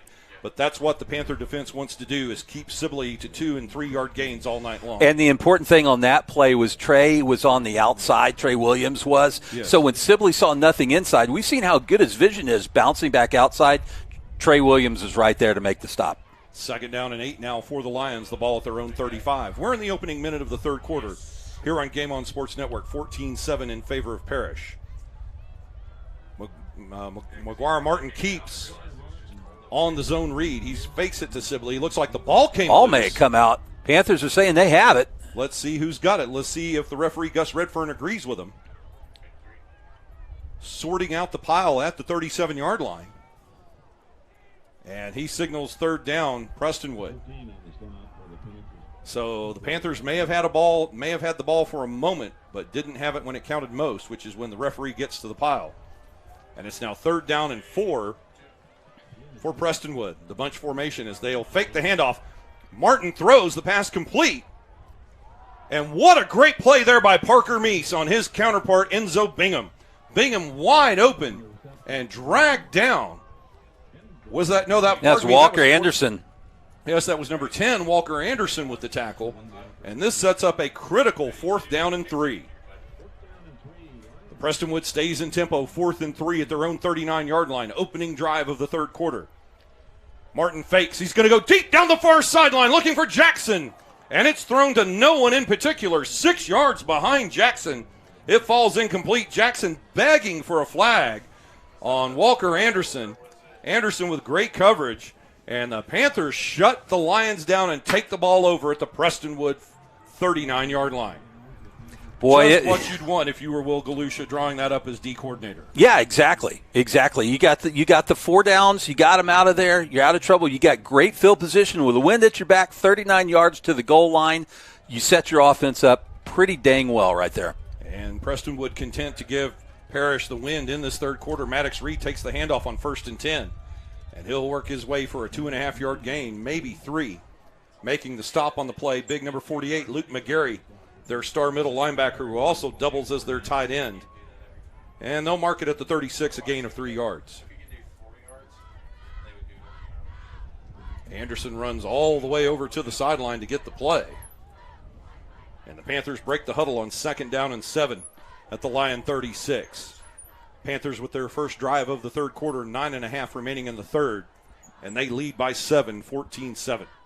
Once again, Maddox Reed on the delay. And this time he's taken down in the backfield by Hudson Lunsford. Lunsford with a great read on that play. Yeah, Lunsford makes the tackle for a loss of, we'll call it a loss of 2 on the play. It sets up 3rd down and 9. And the Parish, and like we've talked about before, this battle, that 6-second war that you mentioned, Forrest, that takes place 3 yards on either side of that football. That time, Prestonwood getting the better of Parish and forcing them into 3rd and long. Yeah, exactly. Lunsford just blew up the play and ended up in the backfield and made a great tackle to force him into a 3rd and 9 passing situation. 2 backs in the backfield. Play action for Anderson. He's going to come to the near sideline for Burton. And Burton makes the catch and gets the first down. Coming back to the football, he makes the catch 2 yards short and drags Charles Jackson 4 more yards to move the sticks. Jackson had climbed up his back and was all over the top of him, and Chase just made an incredible, I think, catch on that play. Running that, drive your man off the line of scrimmage. You know where you're going to stop. The defender doesn't. Plant, turn. The ball's right there already coming to you when you make that turn. Mm-hmm. And just as Jim Dixon has said on many occasions, that first down was won in the weight room back in February by Chase Burton. 1st down and 10 now for the Panthers at the Lion 27. It's going to be Reed on the delay, straight up the middle. 15, 10, say goodnight to this one. Maddox Reed, touchdown Parish Panthers. His 3rd score of the night. Panthers up by 2 scores. Offensive line right there. Oh, yeah. That was offensive line. There was a hole, as we used to say back in the old day. You could have driven a Mack truck through that hole and scamper all the way to the end zone. Oh, what a great series. 27 yards, nobody touched him. And 3 touchdowns now for Maddox Reed. Ryan Schiller ready to add on the point after. Burton will hold. High snap, Burton gets it down.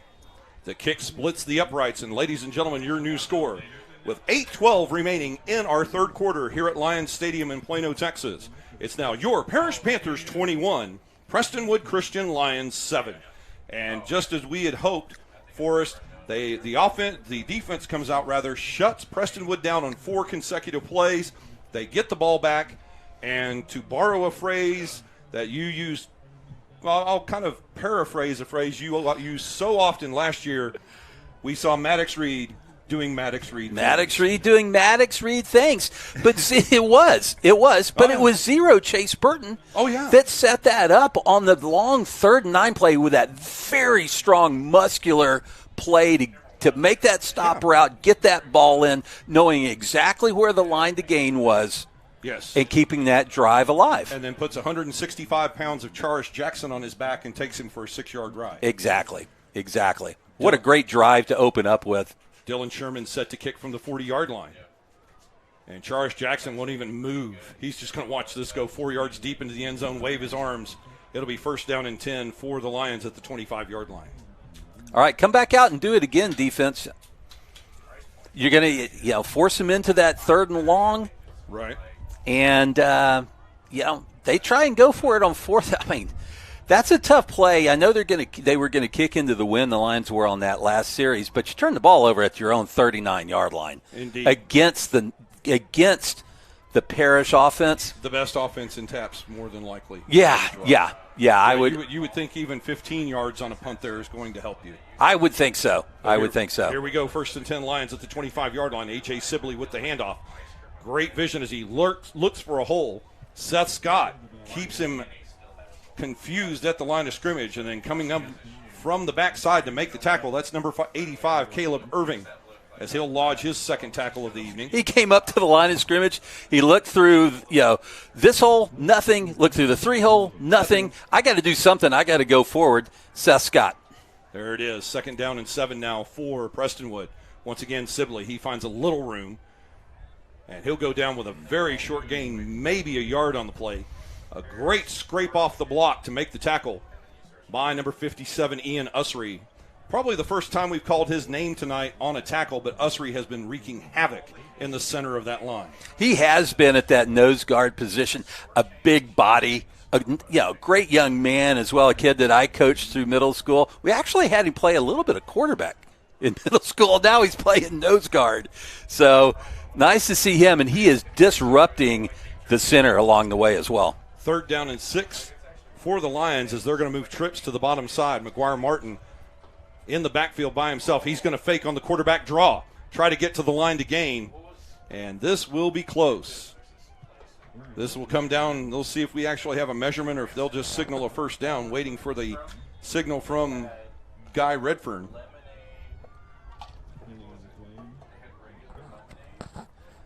Not sure what they're waiting on here. They are going to mark it put it at the 36. They're just going to give him an extra yard and say 1st down, Prestonwood Christian. Well, they put it at the 37 and back at the 36, and, here you go. All right, so the sticks do move for Prestonwood. 1st and 10 now at their own 36. Clock with 6:42 remaining in the 3rd quarter. Martin on the naked bootleg, scrambling, trying to get away from Usry. And he'll turn the corner. The ball comes loose. I think they're going to gain an extra 3 yards on the They on may the fumble. I think as Usry came by to knock him out of bounds, he actually punched the ball out. And unfortunately, that benefits the Lions as they add 3 yards to that gain by McGuire Martin. Now, keep in mind, that's your nose guard. Yeah, that's your nose guard. That is sprinting out there to the right on that play to make the tackle. And almost caught the quarterback. Yeah. There you go. 7-yard, we'll call it a 7-yard gain on the play. 2nd down and 3, Prestonwood. This time it's going to be A.J. Sibley up the middle. He's got the 1st down and more, cutting out to the near side. He's got room to run 40-yard line, 30. And he'll be taken out of bounds at the 20-yard line by the shoulder pad. Daniel Demery makes the tackle, and that's the first really big gainer on the night for A.J. Sibley.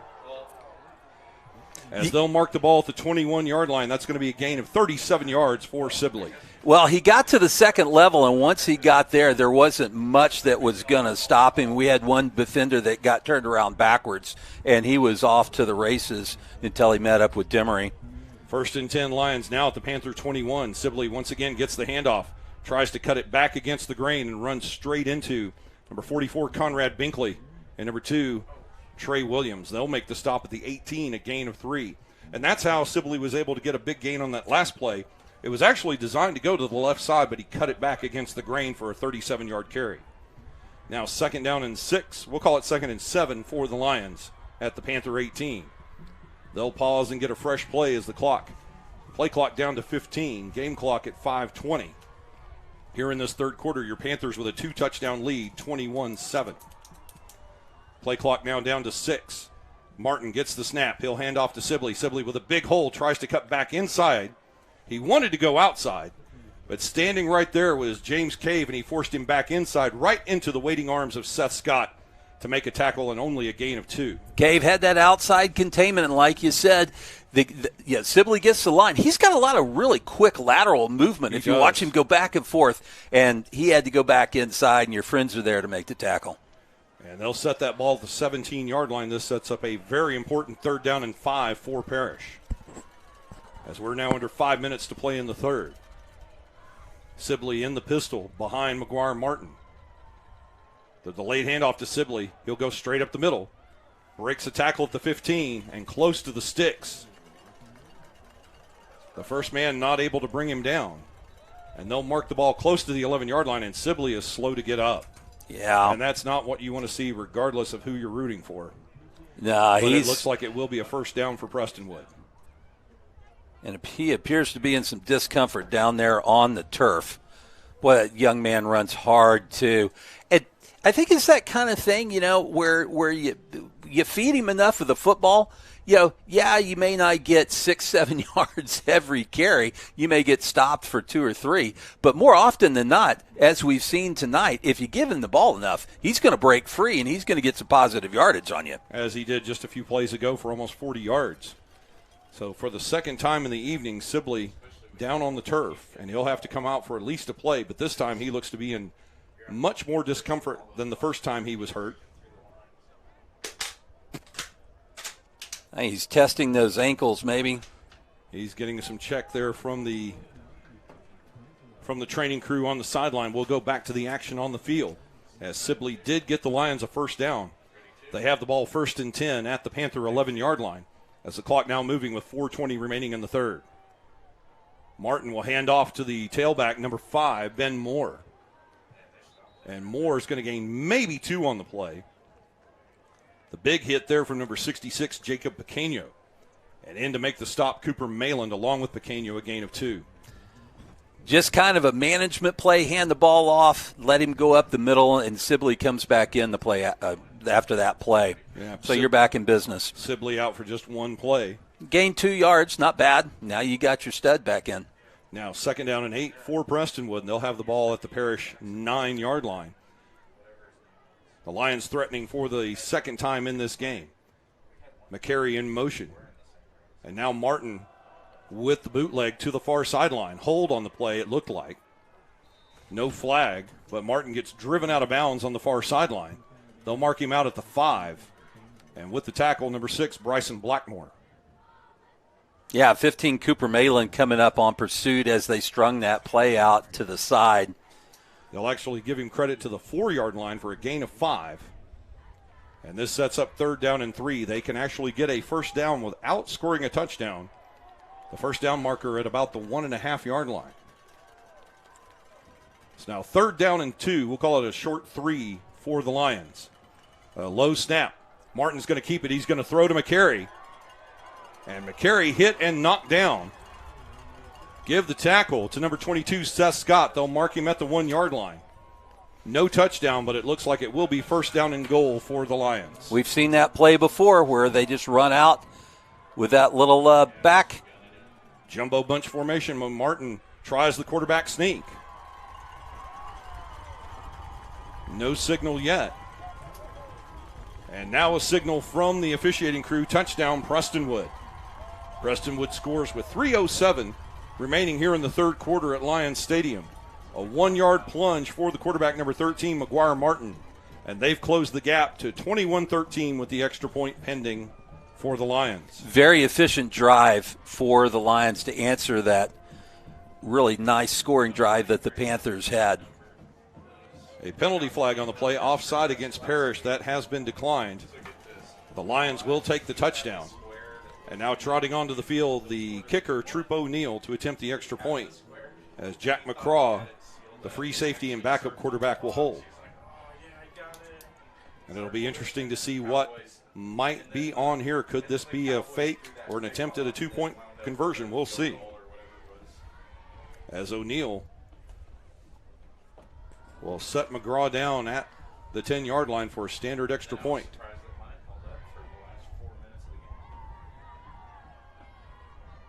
The snap back, the kick away.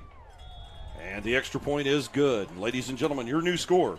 With 3:07 remaining in our third quarter here at Lions Stadium, it's now your Parish Panthers 21, Prestonwood Christian Lions 14. And folks, for those of you who thought that Prestonwood would just go gently into that good night after Parish gets up by 14 points, you were sadly mistaken, as these young men want that district championship just as bad as our Panthers do. It's punch and counter punch, isn't it, right now? It is. It's punch and counter punch. Yeah, you may get a blow. You may take a good body blow, Yeah. But how do you bounce back from that? We're seeing that the Lions bounced right back from that very quick drive that the Panthers put together, driving 39 yards it very quickly. So they're not – I mean, you don't get to be 7-1 and have the number 3 offense in DFW private school by just going quietly into the night. No, and that was a very efficient and very effective 75-yard drive. It was. For the Prestonwood Lions. And they are just 3 minutes and change away from getting the wind at their back for this fourth quarter. And a penalty-free and mistake-free drive. A short kick taken by D.C. Crane at the 30-yard line. Let's see what he's got. Comes back to the 35, and he'll go down there. Crane being smart on the play, taking what he can get. Give the tackle on special teams to number 16, Trot O'Neill. Trying to look and see how many T. O'Neills we have on this roster. At least 3. Well, you remember when they kicked God off? Bless you, Mrs. O'Neill. Last time they kicked off, it went to Demery. It did. And Demery took it across midfield, had a great return. And I said, why are you kicking it to Demery? Squib kicked that ball. Yeah, and that's exactly what they did. Boy, yeah. Smart, safe play for Prestonwood. Starting at the Panther 33-yard line. Instead, I guarantee you kick it to Demery, you're across midfield. Absolutely. 33-yard line for the Panthers. They'll start this drive 1st and 10. Anderson in quarterback. He'll hand off to Maddox Reed. Another huge hole across the 40-yard line and out to the 41. Making the tackle, the lone man left in the center of the defense for Prestonwood, Tanner Trout, a gain of 8. So you're going trips to the right, single receiver down to the bottom. You're taking 4 to 5 defenders with you out there and really leaving minimal amount of defenders up front. Easy for the line to block. Call out the Mike linebacker. Hand it off to Maddox Reed. Watch him run. And they'll stay in the same formation. Trips to the top of your screen. Parish moving left to right on your smartphone, laptop, or tablet device as they head from south to north here in the third quarter. Anderson scrambling for his life out of the pocket. And he's going to throw that away. Gets out of the pocket, gets the ball across the line of scrimmage. No intentional grounding. But credit number 40, Hudson Lunsford, with the pressure to force third down. Yeah, smart play by Sawyer rolling out there. And all of a sudden, he looks up and he's got a face full of blue shirts. Tried to come around the left side to get something to happen. Is outside of the tackle box. Just throw it into the sideline. Live to fight another day as you've got 3rd and 3. Coming up. We'll call it 3rd and 3 at the Parish 30-yard line with 2:13 remaining in the third quarter. Panthers need to convert here to extend this drive. And keep A.J. Sibley in the Lion offense on the sideline. Here we go. Here we go. Here we go. 50-yard line. 40. Burton looking to get a block. Can he get across? He doesn't need to. Touchdown. Parish Panthers. Maddox Reed, 60 yards to the house. Wow. Wow, wow, wow. Whoa, you get to the second level and he was gone. There is nobody that's gonna stop him. Chase Burton couldn't catch up with him. Chase Burton wanted to catch up to him and throw a block. Yeah. He couldn't do it. Wow. What an explosive play there by Maddox Reed. 60 yards to the house. Schiller on to attempt the extra point. And it is good. And your new score, ladies and gentlemen, with 2:04 to play in our third quarter here at Lions Stadium. It's now your Parish Panthers 28, Prestonwood Christian Lions 14. And I know that we've talked about it before, Forrest, where we've compared this to a heavyweight fight, an Ali Frazier type of battle, a Tyson Holyfield type situation. And that's exactly what it was. They took the first quarter, kind of feel each other out, kind of get used to who's who, what's what. And now here we are in the middle stages of this football game, just like in the middle stages of a boxing match, where these teams are just trading body blows to see who goes down first.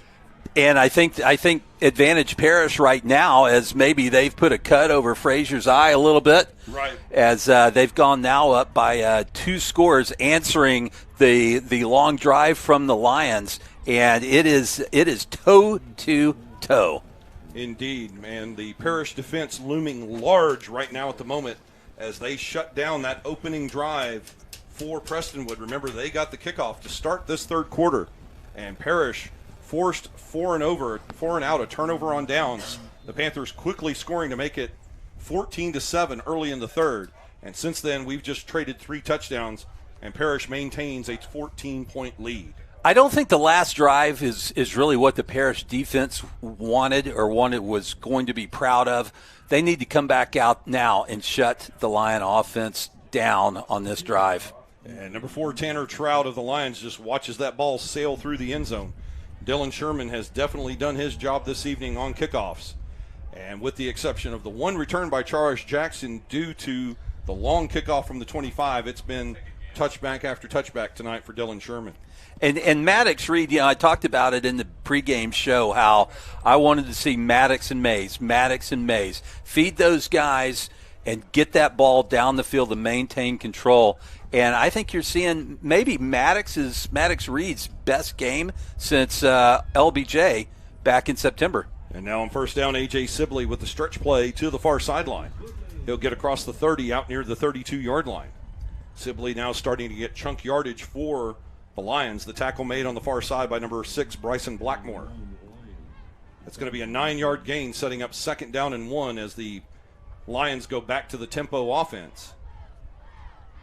McGuire Martin will hand off again to Sibley. Sibley finds more room across the 40 to the 41-yard line. And now these gains are starting to come fairly easily for A.J. Sibley, and it'll be a question to see if Will Galusha will put, and now Sibley down again. It looks like he's starting to cramp up badly. Yeah. And this will be a question now if Will Galusha starts to put 4 men on that front line. The third time tonight that Sibley has had to come out of the game due to injury. He lost a shoe as well, lost his left shoe. Blew a tire. Blew a tire, lost his left shoe along the way somehow. But sometimes once those cramps start, they're difficult to get rid of. You may be good for another couple of plays, and all of a sudden you're going to cramp up again. Maybe good for a few more plays. It's hard to get back in front of that cramp situation once it starts. Now 1st and 10 Lions at their own 40. Martin looking to throw. He's going to try the out route. And that pass falls incomplete. Number 17, Caleb Dean, the intended receiver. And he's covered on the far sideline by Bryson Blackmore, wearing number 6 for our Panthers. Second down and 10 coming up.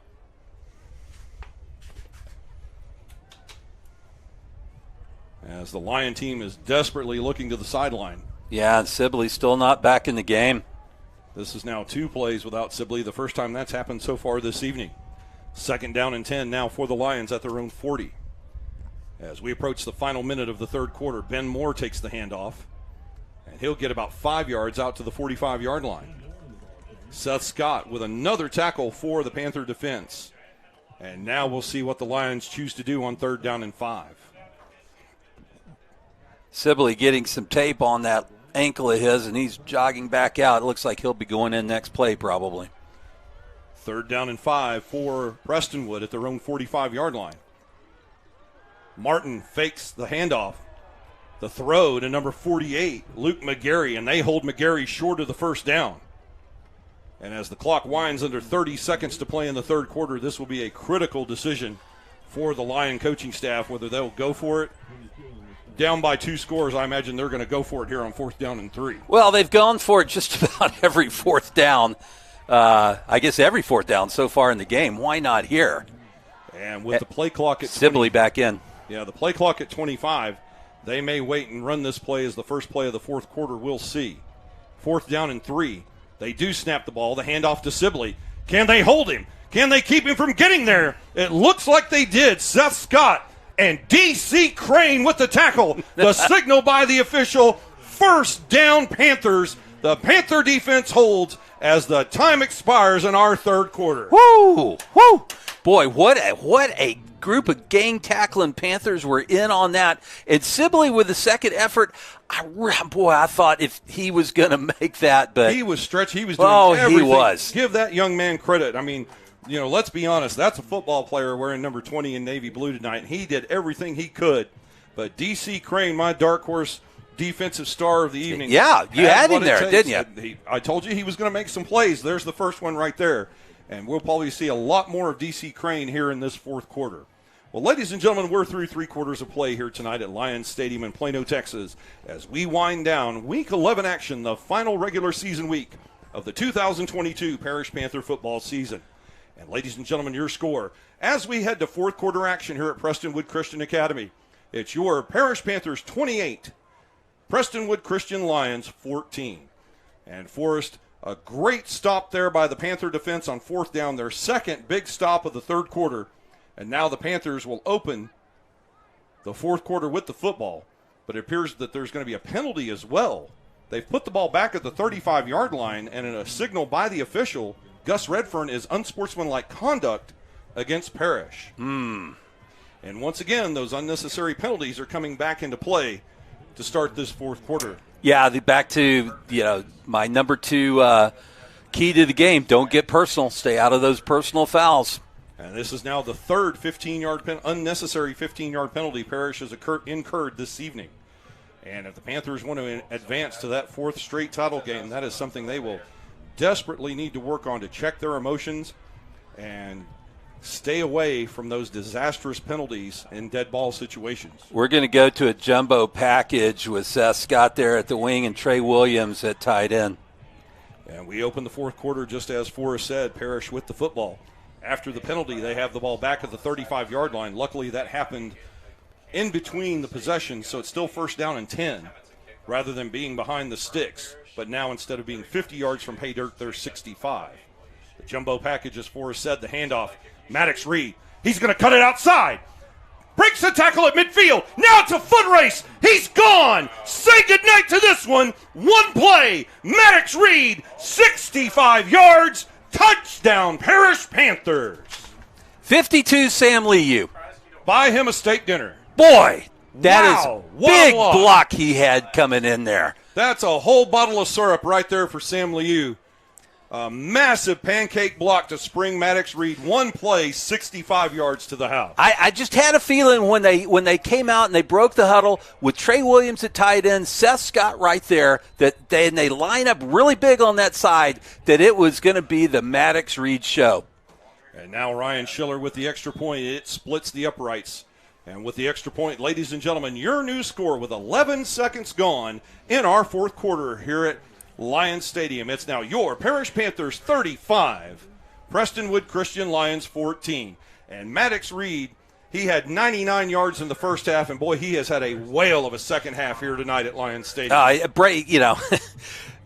Game 10 to be your breakout game, I guess, so far. But you really haven't had to lean on Maddox Reed that much with the work that Sawyer Anderson and his receiving corps put in. Right. And, I think this is another confidence booster for Parish as they go into the playoffs that we've got Maddox Reed. Oh, by the way. Hello. He can break for 60 yards. He can break for 40 yards. He's got great vision. And this is against really good competition. Arguably and quite possibly, as we may see 4 weeks from tonight, the second best team in the state. Yes. In TAPS Division 1.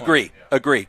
And, in the last 5 minutes alone, he's had touchdown runs of 27 yards and now 65 yards. So just on those 2 touchdown runs alone, 92 yards rushing for Maddox Reed here in the last several minutes. So he's going to be over 200 yards or close to it if he's not already. Just based on that 99 that he brought in. Yeah, he should be knocking on the door of 200 yards, if not there already. We're trying to check the statistics now. And I think, he's running with a level of confidence and Maddox Reed now at 194 yards for the game. All right, great. Sibley with 169. He's running with confidence. He's running with speed and power. Keeps his leg moving and great vision. And the squib kick by Sherman. Oh my gosh. It in bounds. Wow. A disastrous event there on special teams as the ball just nicks the foot of number 40, Hudson Lunsford, forcing him to fall on the football. And more importantly, it forces Prestonwood to start all the way back at their own 14-yard line. When we did the Cornerstone game, what did you call that ball? A spherical? It's a prolate spheroid. Yes. You never know what that thing's going to do. No. And it looked like it was going out of bounds, and it just said, no, I'm not going out of bounds. I'm coming back in. And tagged his toe and made it a live ball. That could have really been disastrous for the Lions. Had Parish recovered, indeed. So now the prolate spheroid placed at the 14-yard line. A.J. Sibley looking for somewhere to go, and there's Ian Ussery. Now a late penalty flag comes in. But Ussery taking Sibley down for a loss on the play, and let's check the penalty. Ian Usry, again, from that nose guard position. We've seen him bottle up the inside. We've seen him run down the line of scrimmage to make a tackle. We saw him, scrape off to the right to put him back in.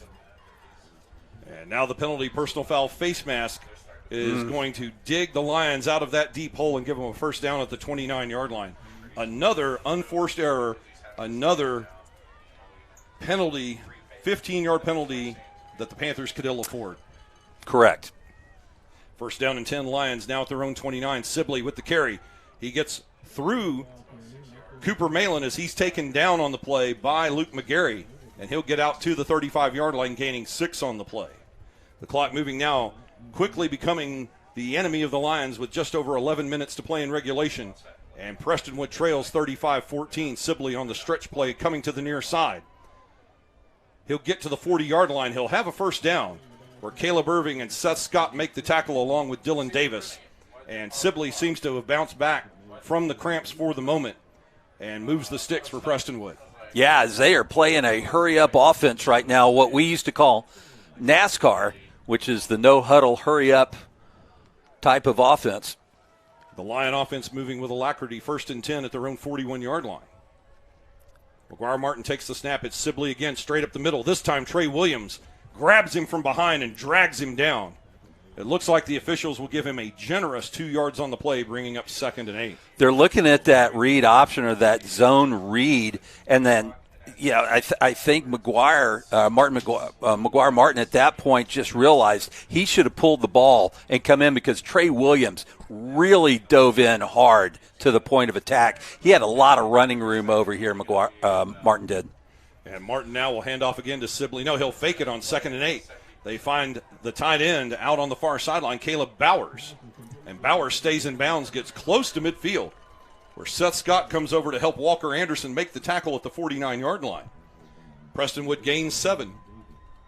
And it brings up a very important 3rd down and 2 for both teams. It does. We move down to the 10-minute mark. And it's going to be 3rd down and 2 for Prestonwood. The ball at their own 49. McGuire Martin handing off to Sibley. A.J. Sibley stuffed behind the line of scrimmage. Rolling off the bottom of the pile. That's James Cave with probably his best tackle of the game. Ian Usry in on the stop as well. And they force 4th down. Well, Trey Williams had just blown up that play. He came across the line of scrimmage, was looking in right at the handoff. Sibley looked at him and knew he had nowhere to go around the left side. Forced him back into the middle, into a group of Panthers, and big 4th down right here. And now the Panthers will take timeout as they had brought in Sam Liu at nose guard. And Coach Novikov will spend his first time out of the half with 9:29 to play in our 4th quarter. Parish leading 35-14, but this is a critical 4th down and 3 coming up. It really is. I think this is the 4th down and 3 that if you're the Lions keeps the game from getting away from you. You have to have it. You got to have it. You got to maintain possession and keep this drive going. What the Panther offense has done on the last 2 series, I would surely expect them to do that on the 3rd series when they get that ball back. Mm-hmm. And you turn the ball over here, say at the 50-yard line. Last time that was a one-play drive for 60 plus. Yeah, 65 yards. Yeah, so this is a extremely critical play for the Lions. Maybe the district, I don't want to be overly dramatic, but, I mean, you could say it's the district championship potentially right here on this play. Indeed, the district championship is on the line here on this play because Parish can take over with a 3-touchdown lead and just over 9 minutes to play. And even if they don't bust another big run and put 7 more on the board, the clock is definitely on their side as they could, go full Nebraska-style offense, 3 yards in a cloud of dust, and just burn up the remaining 9 minutes of this ball game. So why not? This is an absolute must-have here for Prestonwood. And the Panther fans now filling up. We've got a full crowd over there on the far side. And here's a critical 4th down for both teams. 4th and 3, Prestonwood at their own 48-yard line. 9:29 remaining in the 4th quarter. Parish 35, Prestonwood 14. This is the play to keep the Lions' district championship hopes alive. A.J. Sibley in the pistol. They'll fake the handoff to him. They're going to try the swing pass on the near side. With the catch, number 44 has the first down. That's Blake Wilson. And an effective play call there. Another great fake by McGuire Martin to have everybody bite on Sibley. And then the catch made by Wilson for a 1st and 10. Wow, that's one of the things about being a run-dominated team is that play action. Everybody thinks it's going to go to Sibley. Works really well. Now Sibley straight up the middle. He's got some big yardage. 1st down and more. Breaks away from a tackle. And great form tackling there at the 25-yard line by Walker Anderson. That young man, that senior, stood his ground and took a running back down that outweighs him by at least 30 pounds down to the turf. Great stop there, but it's 1st and 10, Prestonwood. If you're a young man and you want to play running back, watch Sibley. His feet are always moving. Always. Sibley gets the call here on 1st down and 10. He'll gain 2 yards down to the 22-yard line. Even that initial contact, that his feet continue to move. They do. And play before last, that's what got him that extra gain because he literally ran out of the Cooper Malin stop that he had on him. 2nd down and 8 now for Prestonwood. They've got the ball at the Panther 22-yard line. Threatening in the red zone. McGuire Martin's going to roll to the naked side, going downfield and way out of bounds in between his receivers. We'll say the intended receiver was number 11, Enzo Bingham, as he was the closest player to the football, but I think Martin just threw that ball away. He did. It'll be 3rd down and 7. Yeah, and he had 22 Seth Scott bearing down on him as well and thought better of it, just chunk it out and live to fight another day. Now, obviously, 4th down territory here for 4-down territory, rather, for Prestonwood as they face 3rd and 8 at the Panther 22-yard line. A field goal here really at this stage of the game does them no good. Sibley off to the side in a standard spread formation. Play clock down to 5 as they're trying to draw the Panthers offside. Martin fakes the handoff, and there's Trey Williams. McGuire Martin makes another critical mistake. This time, instead of releasing the football, he made the mistake of keeping the football, and Trey Williams sacks him back at the 30-yard line, a loss of 8. Trey Williams nearly got the handoff. He almost did. My goodness, was he not into that backfield fast? And wouldn't that have been something to watch number 2 run down to the other end well, zone? That would have been. That really would have been. And I think he would have made it, too. There wasn't going to be anybody that was going to catch him. Big play right here again, Brian. And now 4th down and 16. Oh. Low snap. Martin, he's going to throw it up for grabs and just throws it out the back of the end zone.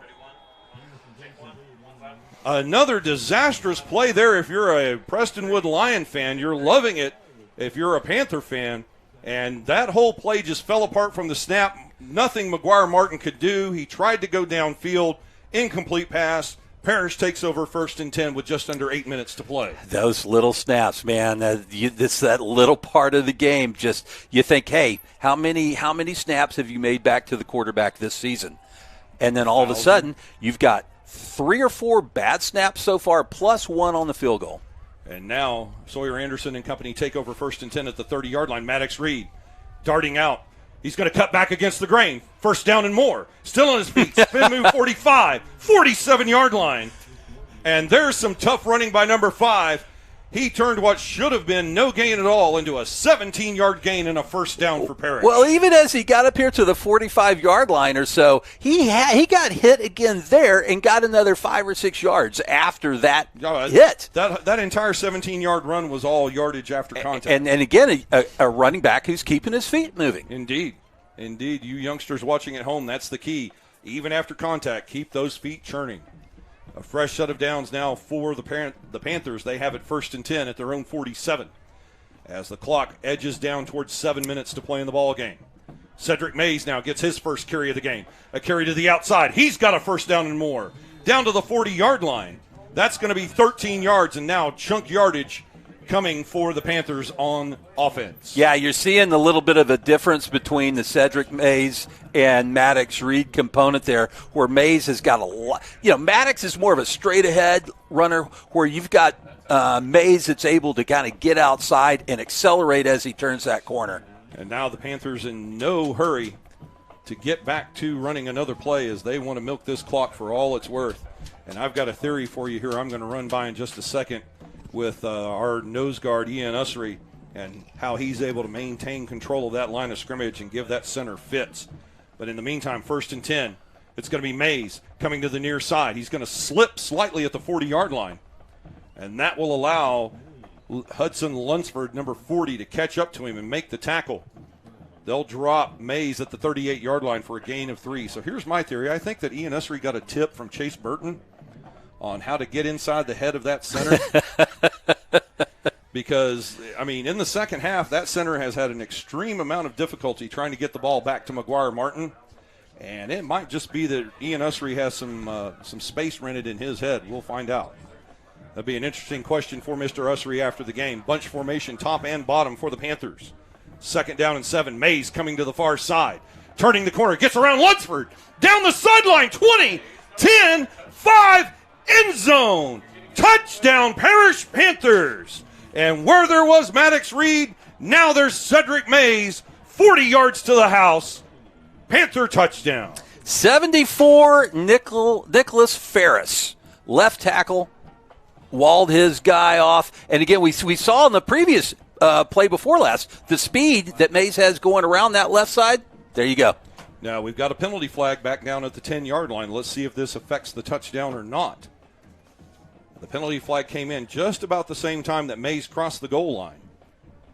And here's Guy Redfern coming over to explain this to the Prestonwood Lion head coach. It looks like the touchdown may stand. It's a dead ball foul, unsportsmanlike, against the Lions. So for the first time tonight, the Lions have lost their cool. And it appears that Parish will enforce this penalty on the ensuing kickoff. In the meantime, Chase Burton will hold for Ryan Schiller on the extra point. So credit Cedric Mays with a 40-yard touchdown run. That's 3 huge runs for touchdowns here for Parish in their last 3 drives. Ryan Schiller's kick, low, but gets over the crossbar. It's good. And ladies and gentlemen, your new score with 5:43 remaining in our 4th quarter here at Lions Stadium. It's now your Parish Panthers 42, Prestonwood Christian Lions 14. And if you're a Prestonwood Christian Lion fan, Forrest, the dream of that 2022 District 1 state championship might be starting to slip. Yeah, I think it's starting to slip away from you right now. It's going to be tough to score 4 touchdowns to get this thing back ahead. Wow. I'm kind of at a loss for words. I mean, I wanted to see this happen tonight. That was one of my keys to the game was Maddox and Mays. Right. And I'm just really thrilled. I mean, I know we can throw the football. We've got that all day long. Really thrilled to see in a game like this the ability to get that running game up and going and see those 2 young men have a great night. And, of course, credit the offensive line for the work that they're doing down in the trenches to get those holes open, get those pulling guards through the hole, get those tackles to seal off the ends. It's worked out really, really well second half. No, and that's the one place you have to give the most amount of credit to. Now, wait a minute. Well, let me finish my thought. I mean, the running game doesn't happen without the offensive line. Right. And the offensive line doesn't win the running game without, as Jim always says, winning that battle in the weight room in January and February. Mm-hmm. Now, when we left play here just a moment ago, they signaled unsportsmanlike conduct against the Lions, but yet they've marked this penalty off against Parish. And Dylan Sherman is kicking for the 2nd time tonight from his own 25-yard line. Sherman with the kick. This will be Charis Jackson from the Prestonwood 20. He's going to stick to the near side or the far sideline, and he'll be taken out of bounds on the play at the 33-yard line. Once again, Mercer McDougal doing his job on kick coverage for Parish. 1st down and 10, Prestonwood. And we're going to have another personal foul here at the 46-yard line. Yeah. What can you do here, Forrest? I mean, you've coached some of these kids. You've coached middle school ball. What does it take? How do you get through to these youngsters to let them know that at this point it's not worth taking these 15-yard penalties to make these mistakes and let Prestonwood have life? I've got a lot of answers for that, but probably a lot of them that folks wouldn't want to hear. I mean, I can think back to the old days where, at the varsity level, if there was a personal foul, I mean, and it wasn't unusual. We'd get 6, 7, 8 personal fouls a game. Right. Well, this is the 4th or 5th. If you can't, well, it's going to be against the Lions now. Oh, how about that? Okay. How about that? But anyway, I mean, it comes down to discipline. Thank you. That's all it is. Discipline in practice, discipline in the game. And, I think the personal foul situation in all of high school football, and here's a hot sports opinion coming for you, right, that has, for some reason, I don't know if they see it in the pro levels, they see it in the college levels, whatever it is, but at least from my feeling, there are a lot more personal fouls called in a game than there ever has been over the last 15 to 20 years. Yeah, and you don't really see that so much on the pro level, but you do see it on I have started to see it a little bit on the college level, as on this first down play, a new running back in the game for Prestonwood Christian. That's going to be number 26, Caden Collins, as it appears now that A.J. Sibley's night is done. It'll be a 3-yard gain, setting up 2nd down and 7 at the 20-yard line.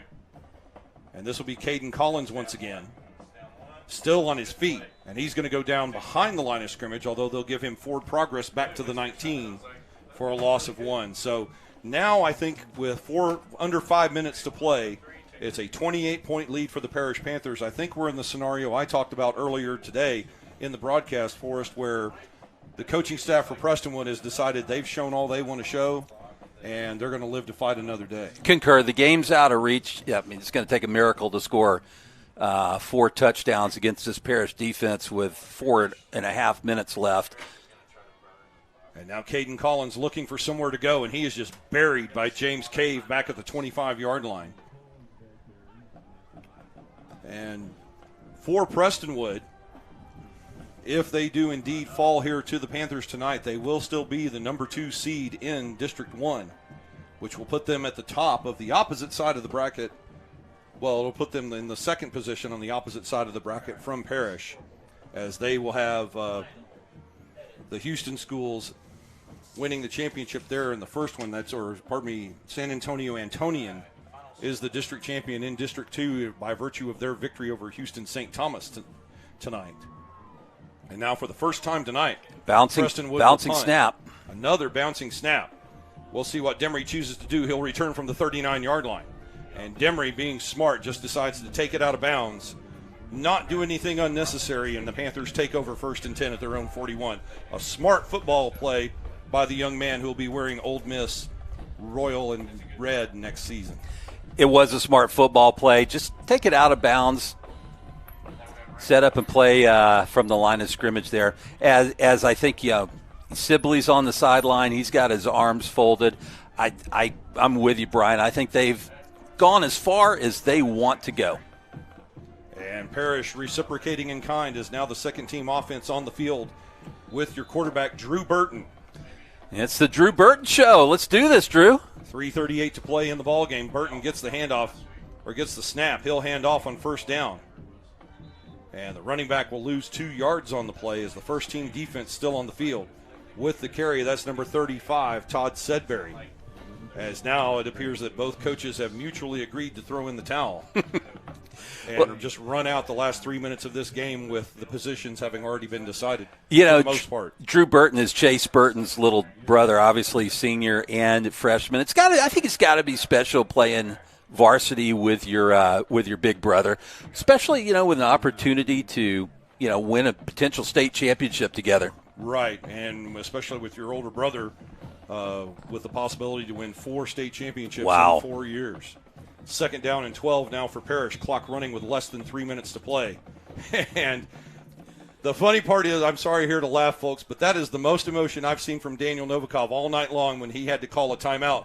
He took the delay game. Yeah. That's still the most emotion I've seen from Coach Novikov all night when his 2nd-team offense couldn't execute a snap. He's still coaching. He's going to coach to the end. Even though it's the 2nd-team guys coming in, he holds them to a high standard. He holds them to 1st-team standard.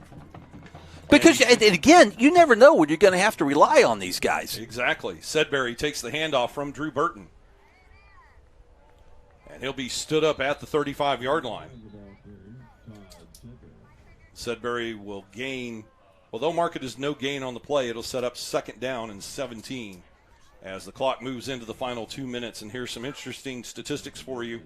As we talked about Sawyer Anderson with the weather conditions tonight, this being more of a game management type situation for the sophomore quarterback. It looks like he'll finish his night with 71 yards passing. But your star of the game tonight, Maddox Reed, 276 yards rushing against the Prestonwood Christian Lions. Wow. What a performance by that young man, and a performance they needed tonight in these weather conditions and in this big game. Sedbury with the handoff again on third down. And he's going to get across the 35 to the 36-yard line. But, yeah, just an amazing effort there by Maddox Reed. 23 carries, 276 yards, 12 yards per carry, and Forrest, 5 touchdowns on the night. Well, and you know, I think what would end up happening is if we were able to talk to Maddox Reed, he'd say offensive line. Oh, that's all I run the football, but I can't run the football if it's not for the big boys up front. No, and I think he'd give all credit to the offensive line on something like this. As he should. I mean, Matt, you know, with Sam Liu, Aiden Gilmore, and those young men. Nicholas Ferris. Doing their job tonight. A high snap back to the punter as he gets the ball away. A high kick, and that's going to roll out of bounds at the Prestonwood 43-yard line. That's Dylan Sherman with the punt instead of James Cave. And now Prestonwood gets one last chance with 54 seconds to play in the game.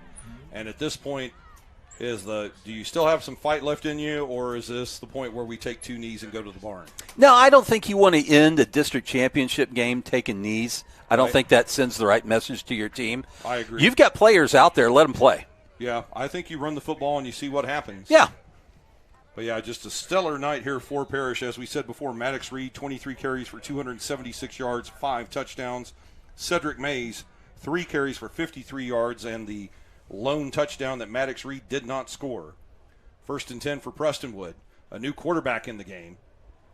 And that pass, it is a forward pass now in the game at quarterback, number 14, Brady Bricker, a 6'2", 280-pound sophomore. And on the out route, his pass complete to, I believe that's number 15, Jack Simon. So they are trying to do a little something, and I agree with you, Forrest. Not the right message to send by taking a knee, as they will at least go down trying to create some offense here in the last minute of the ball game. 2nd down and 13 as the quarterback, Brady Bricker, comes to the near side. He'll get out of bounds near midfield. Chased out of bounds on the play by number 16, Isaiah Johnson.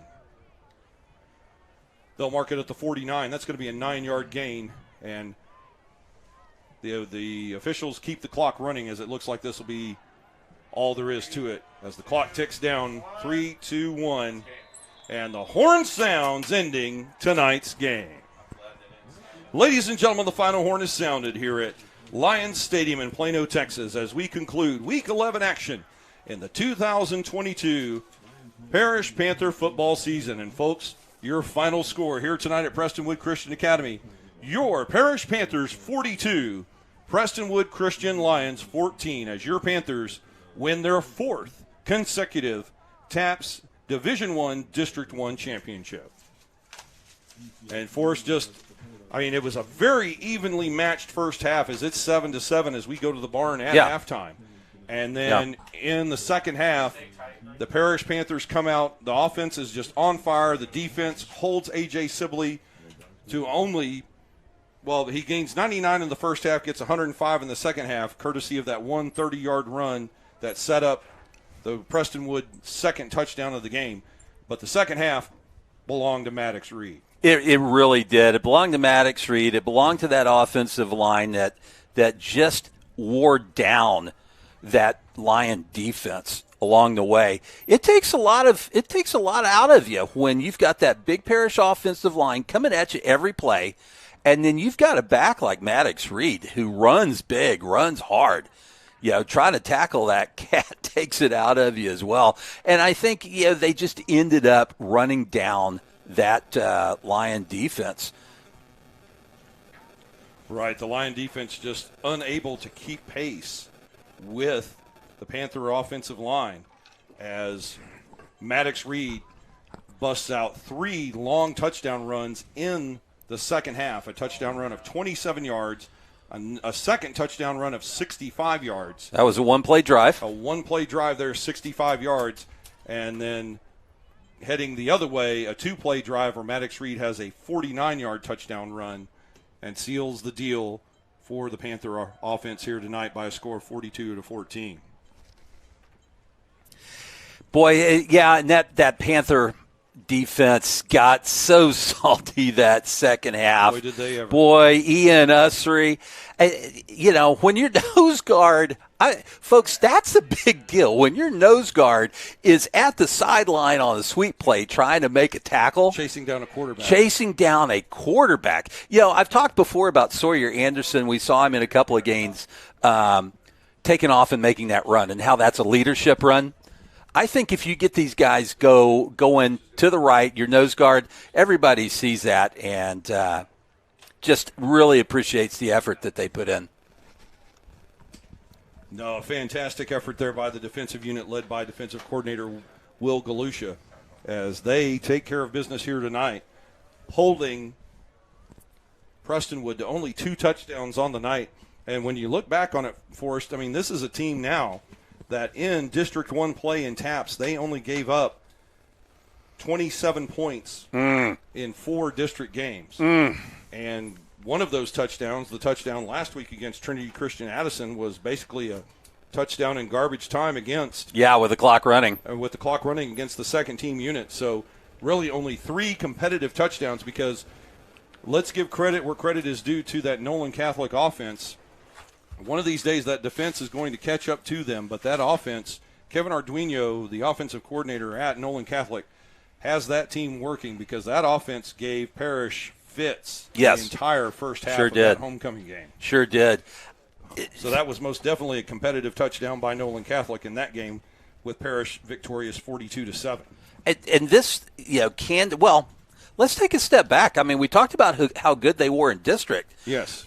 But they had that murderer's row of non-district games, and that's what where got them ready. They got them ready for this. Where they played, they broke China Springs 21-22 game winning streak. They held. I don't know if you've seen what South Oak Cliff has done the last couple of games, but they've scored 50 points a game almost every game in district. They were in it to win it until the last second field goal.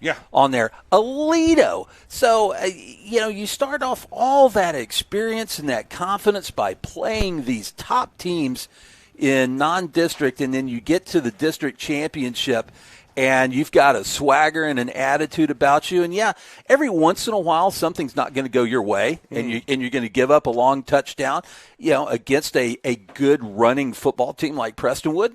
And that's going to happen.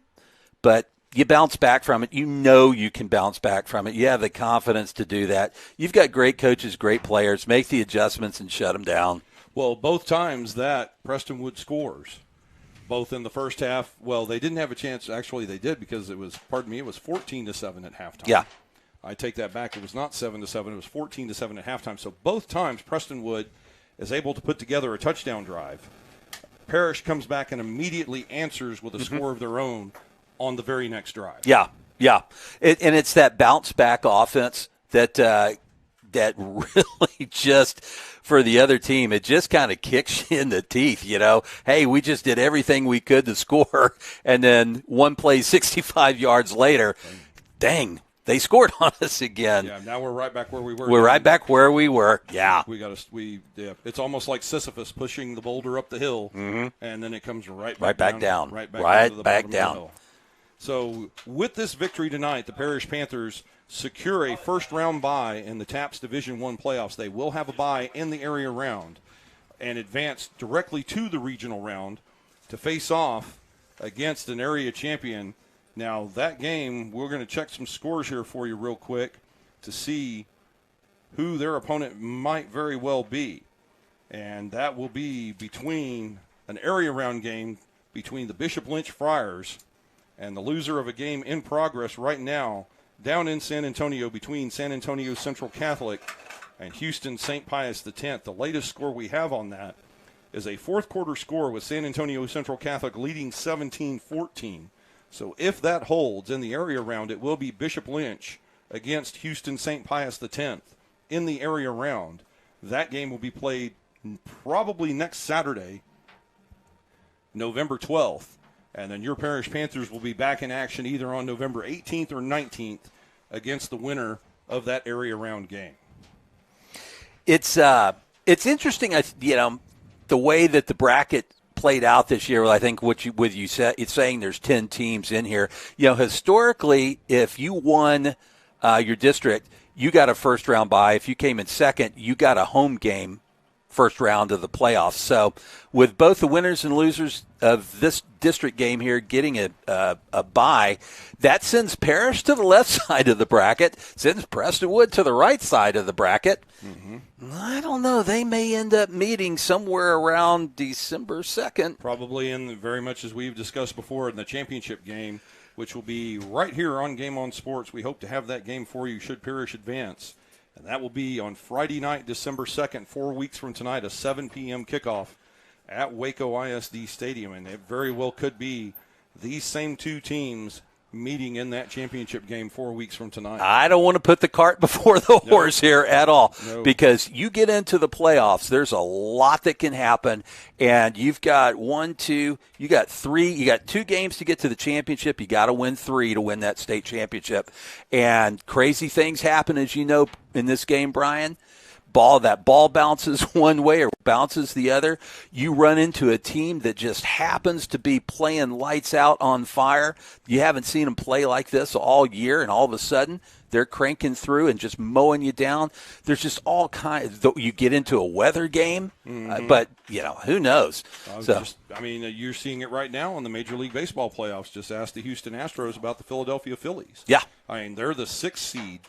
This is the first time ever in MLB history that there's been a 6th seed in the playoffs, and the Phillies just go on a tear, win the National League pennant, and going into tonight's game, they're back against the wall now. They're down 3-2 to the Astros. Don't have an update on the game right now, but just the point there that the Phillies can come back from the 6th best record in the regular season in the National League and get all the way to the championship series against the top team from the American League. So, like you said, you come across against a hot team at the wrong place at the wrong time, anything can happen, and that's why you play those games instead of just handing the trophy out right now. Yeah, I don't think anybody's ready to anoint the Panthers as the state champions right now. I think they're probably everyone's favorite going into the playoffs, but there is still a lot of football to play. And a final score report for you from San Antonio Central Catholic High School. Houston St. Pius Panthers 24, San Antonio Central Catholic Buttons 17. So that will be an area round game next week between the Bishop Lynch Friars and the San Antonio Central Catholic Buttons. The winner of that game will advance to the regional round against your Parish Panthers either on Friday night, November 18th, or sometime on Saturday. Could be an afternoon game, could be an evening game on Saturday, November 19th. And with the victory, Houston St. Pius X will move to the opposite side of the bracket, where they will play Prestonwood Christian in the regional round. So Prestonwood Christian, in view of their defeat here tonight at Lion Stadium, will take the 2nd seed in District 1, and they will play the third seed from District 2, which has now been determined. That is the Houston St. Pius X Panthers. So that game will also be played on either Friday, November 18th, or Saturday, November 19th, in the area round of the TAPS Division I playoffs. To me, the important thing right now is you get that bye. That gets you healed up, but you're also, I think, very healthy going into the playoffs. Yes, no injuries. No injuries tonight. Didn't even see I don't know. I don't think that we ever saw a play stopped at all for an injury tonight on the Parish side. Not on the Parish side. H.A. Sibley, as hard as he was running, he had a couple of dings that he had to get taken care of. No injuries on the Parish side. And one of the keys to one of the keys to advancing in the state championship playoffs and winning the state championship is how healthy can you stay. Yes. And the Panthers are in a good shape now. You get a week off and to prepare. That first round bye is huge, and I don't see much to change on that Parish football team right now at all. I don't know what you're going to work, Coach Novikov. I don't know what you're going to work on in practice, but I do. Discipline. Well, there you go. Discipline and 15-yard unnecessary penalties. Yeah. That's what we're going to work on. Okay. Yeah. No, that's absolutely. That was one of my keys to the game. Don't get personal. And we saw the damage that those 15-yard penalties do. And certainly it's important in the playoffs with as valuable as yardage is there. Boy, you can't be giving up those 15-yarders, Brian. No, once you get into a situation where it is win or go home, the penalties loom large, every down looms large. Every series is critical, and you get into a situation where you've put your back against the wall, and it could be the difference between advancing or going home early when it's playoff time. Yeah. Yeah. So, let's clean up the discipline a little bit. We've got the playbook ready to go. Players are healthy. Everybody knows their role. Everybody knows their position. We saw a lot of hustle tonight out there on that field from from these players, yes, we did. Which was really beautiful to see. Obviously, that will get cranked up even more as we get into the playoffs. So, not much to complain about tonight if you're a Parish Panther fan. No, not at all. And really, you've got to give credit as well to the Prestonwood Christian Lions because for at least 2 quarters and really, well, I guess maybe we would have to go back to that first series that Prestonwood had at the beginning of the third quarter where the Parish defense comes out, shuts them down in 4 consecutive plays. Why they punt there, I don't know. Even into the wind, they should have at least tried to get something on a punt. Yeah. And then Parish takes the ball and marches 43 yards for a touchdown to make it 21-7. I think that's where the game began to get away from the Lions. But up until that point, you have to give the Lions full marks for 24 minutes, and no one else in district has been able to do this so far. For 24 minutes, they hung toe-to-toe with this Panther team. They did, and throughout their season, they've hung toe-to-toe with some good programs as well. Yes. Other than that little hiccup at the beginning against Liberty Christian, they played Little Elm. That's a big program. It is, and they sent them to defeat. That's one thing we haven't touched on yet here in the postgame is this victory tonight by the Panthers brings to an end Prestonwood's 7-game win streak. They did. They had a 7-game win streak. Essentially, obviously I didn't see the Liberty Christian game. Something happened there. Sibley only had 38 yards. He must have been hurt or not been able to play. Yeah, they lost a key component somewhere. That would be my guess.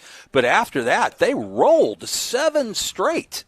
And rolled big in several of them. They did. And just like Parish, they played some quality opponents in their non-district play, Little Elm being key among them. Little Elm being key among them, which is a large school. Yes, that is a 5A Division I school, if I remember correctly, as they are in the same district with some of the Frisco schools as well. So, Prestonwood, playing against opponents of the same caliber and same school level as Parish did in the preseason. And I think on the Prestonwood side, as long as Sibley can stay healthy, yes, Prestonwood's got to be a favorite coming in out of the right side of the bracket now. I think they have to be. I think it's going to set up a very interesting. You're looking at the bracket here, and you're going to have Prestonwood playing St. Pius X. You're going to have San Antonio Antonian. They're probably going to advance. That could be a very interesting semifinal with Prestonwood and Antonian. And here on this side of the bracket, you're going to have what possibly could be a very interesting semifinal between the Parish Panthers and the Houston St. Thomas team that just lost their first game of the year tonight to San Antonio Antonian.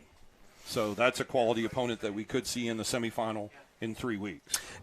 Yeah, if everything holds true and the top seeds advance, you get to that semifinal area, there's going to be some good football teams playing right there. Oh, yeah, the Final Four is going to be the cream of the crop right there in TAPS Division I as we close out this 2022 season. Unless something crazy happens, you think about Bishop Lynch. Anything can happen.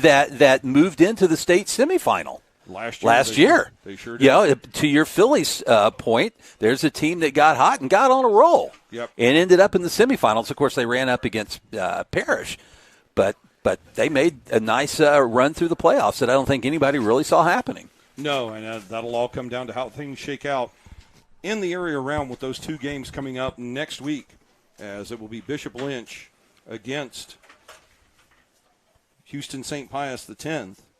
And on the other side, the winner between Trinity Christian and Nolan Catholic going up against Concordia Lutheran out of Tomball. We'll see if we can't get you an update on that one And Forrest, let's take a look at tonight's statistics here, with Parish being just short of 400 yards in offense on the game, as they were behind in total yards at halftime. But with those big touchdown runs by Maddox Reed, they were able to take the yardage gained tonight over Prestonwood Christian. Yeah, they really were. And you take a look at the rushing statistics. That's where the rubber meets the road in the game tonight, with Parish ending up at 328 yards and Prestonwood at 279.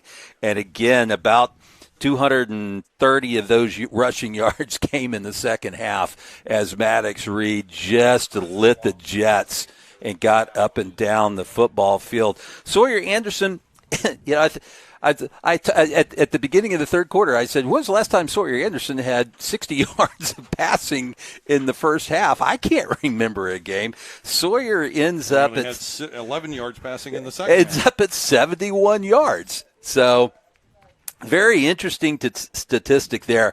And, if people just look at the box score, hopefully they'll be able to see that it was all a ground game. And Sawyer Anderson just had to call the football play and hand the ball off. Right. Well, give him credit on that one drive that they had to close out the first half, coming down with less than 2 minutes to play. They had the ball at the Prestonwood 43-yard line. That was some very sharp, crisp passing. Now, they didn't go for big yardage, but they were playing 10 yards off of Cedric Mays, and Anderson did a great job of getting the football to Mays so Mays could make some moves on offense. Yeah, he ended up being sharp when they needed him to be. In Sawyer Anderson did, hitting Mays, hitting Chase Burton on that big possession play right Fantastic. There was another huge play to keep that drive alive. There's so many weapons offensively that are at your disposal, and if it's not going to be an evening where you're going to pass because of the weather, because of the wind, because of the cold, it's also very comforting to know that you could hand it off to 5, you can hand it off to 3, and good things are going to happen behind that big offensive line. Right, and no score, and we don't have any score available right now, unfortunately, between Nolan Catholic and Trinity Christian. So, folks, be sure to stay tuned to your newspaper and social media outlets to see who will be playing. The loser of that game will be playing in the first round in the area round next week against Concordia Lutheran of Tomball. And that game, the winner of that game, will advance to play the number 1 seed from District 2, San Antonio Antonian, as we begin the 2022 TAPS Division I football playoffs. Yeah, kind of fun. You get to see some football teams that you don't see all year, the way this bracket is set up with the teams down south in San Antonio and Houston. And, yeah, you get to learn a little bit more. You know the teams in the Metroplex you're playing against. You know your district opponents. But when you start talking about Pius and Antonian and Central Catholic, these are teams that you see maybe once a year, and that's usually in the playoffs. So it's always a learning experience, trading film, and figuring out how to beat those guys. And Parish will have 2 weeks to do just that as they do secure the bye here in the area round with tonight's 42-14 victory over Prestonwood Christian. They do secure, under Coach Daniel Novikov, their 4th consecutive TAPS district title. And now the playoffs await as it's winner go home and everything on the line, 3 games away from that coveted 4th straight state title. And, folks, we'll wrap it up here for you tonight. A great day for the Parish offense, 399 yards of total offense. As Forrest had mentioned earlier, 328 yards of that rushing. And a huge night from Maddox Reed, 23 carries, 276 yards, and 5 touchdowns as the Panthers salt away the district championship, winning tonight's game by a score of 42-14. And, folks, before we let you go tonight, we want to take just a moment and thank all of those folks who made tonight's game possible. The executive producer of Game On Sports is Fred Garner. Tonight's game was produced and directed by Ori Holman. Game On Sports technical producer is Trevor Von Dom. The sights and sounds of tonight's broadcast were brought to you by our outstanding camera crew, Tim Polster, Tyler Presley, and Zach Sanders. Also a special thanks to our administrators back at the home office, Lisa Carrillo and Sarah Beasley. And, folks, don't forget to join Game On Sports in 2 weeks as your Parish Panthers move into TAPS postseason play in the TAPS 2022 Division I Regional Football Playoffs. Following a bye week next week in the area round, the Panthers will face off against an area round champion at a site date, and time to be determined. And as we told you previously, that will be the winner between San Antonio Central Catholic and Bishop Lynch. Jim Dixon, Forrest Baldwin, and I will have the call for that game right here on Game On Sports Network, most likely on Saturday, November 19th, live from the game site, which will be selected once an opponent is determined. Please stay tuned to Game On Sports, the Parish Episcopal website, and all Parish and Game On social media outlets for more information on the location, date, and time of the Panthers regional playoff matchup on either Friday, November 18th, or Saturday, November 19th. Tonight's Parish football broadcast is a copyrighted production of Game On Sports Productions and the Parish Episcopal School. Copyright 2022, all rights reserved. Any rebroadcast, reproduction, or other use of the pictures and accounts of this broadcast without the express consent of Game On Sports Network and the Parish Episcopal School is strictly prohibited. And Forrest, as we close out tonight, your final thoughts on tonight's district championship clinching win. Turn out the lights, the party's over. Seeing you. They say that all good things must end. And that's the end of district play, man. 4-0, 9-1, week off. Let's hit the playoffs and make a big run to another state championship. And I had to laugh because you texted me earlier in the week when we thought we were going to have a three-man booth here. And first of all, we want to wish Jim Dixon and his daughter That's Quinn right. the very best of luck. Jim Dixon isn't here with us tonight because his daughter Quinn qualified for state cross country, and she's running tomorrow down in Round Rock to chase that state title in cross country. And on behalf of all of us here on Game On Sports, we want to wish Miss Quinn Dixon the best of luck as she chases down and goes for the gold medal and that state championship in girls cross country. Good luck, Quinn. Yes. You got to be a special person to be a cross-country runner, because do. in football, we call that punishment when you have to run that far. Right. And they just run it because they love it. Those run- cross-country runners. Right, and it's going to be a very cool, crisp morning tomorrow. It will be. Down in Round Rock, Texas. But I had to laugh because when we thought we were going to have a three-man booth, you asked me earlier in the week, okay, we're having the three-man booth. Do I need to prepare? Do I need to prepare to be Cosell or Meredith? And I said you should plan for both, and evidently Don Meredith. It felt like a Dandy Don night to me. There you go. Well, folks, that wraps it up here for us tonight from Lions Stadium. Thank you, ladies and gentlemen, for spending your Friday night with us, and we look forward to seeing you in 2 weeks for Parish Panther playoff football right here on Game On Sports. On behalf of my broadcast partner, Forrest Baldwin, and our entire Game On Sports production crew, this is Brian Shackelford thanking you for joining us this evening and for your continued support of Parish Panther football. Your final score again tonight from Lions Stadium, your Parish Panthers 42, Prestonwood Christian Lions 14. Congratulations to the 2022 TAPS District 1 Division 1 football champions, your Parish Episcopal Panthers.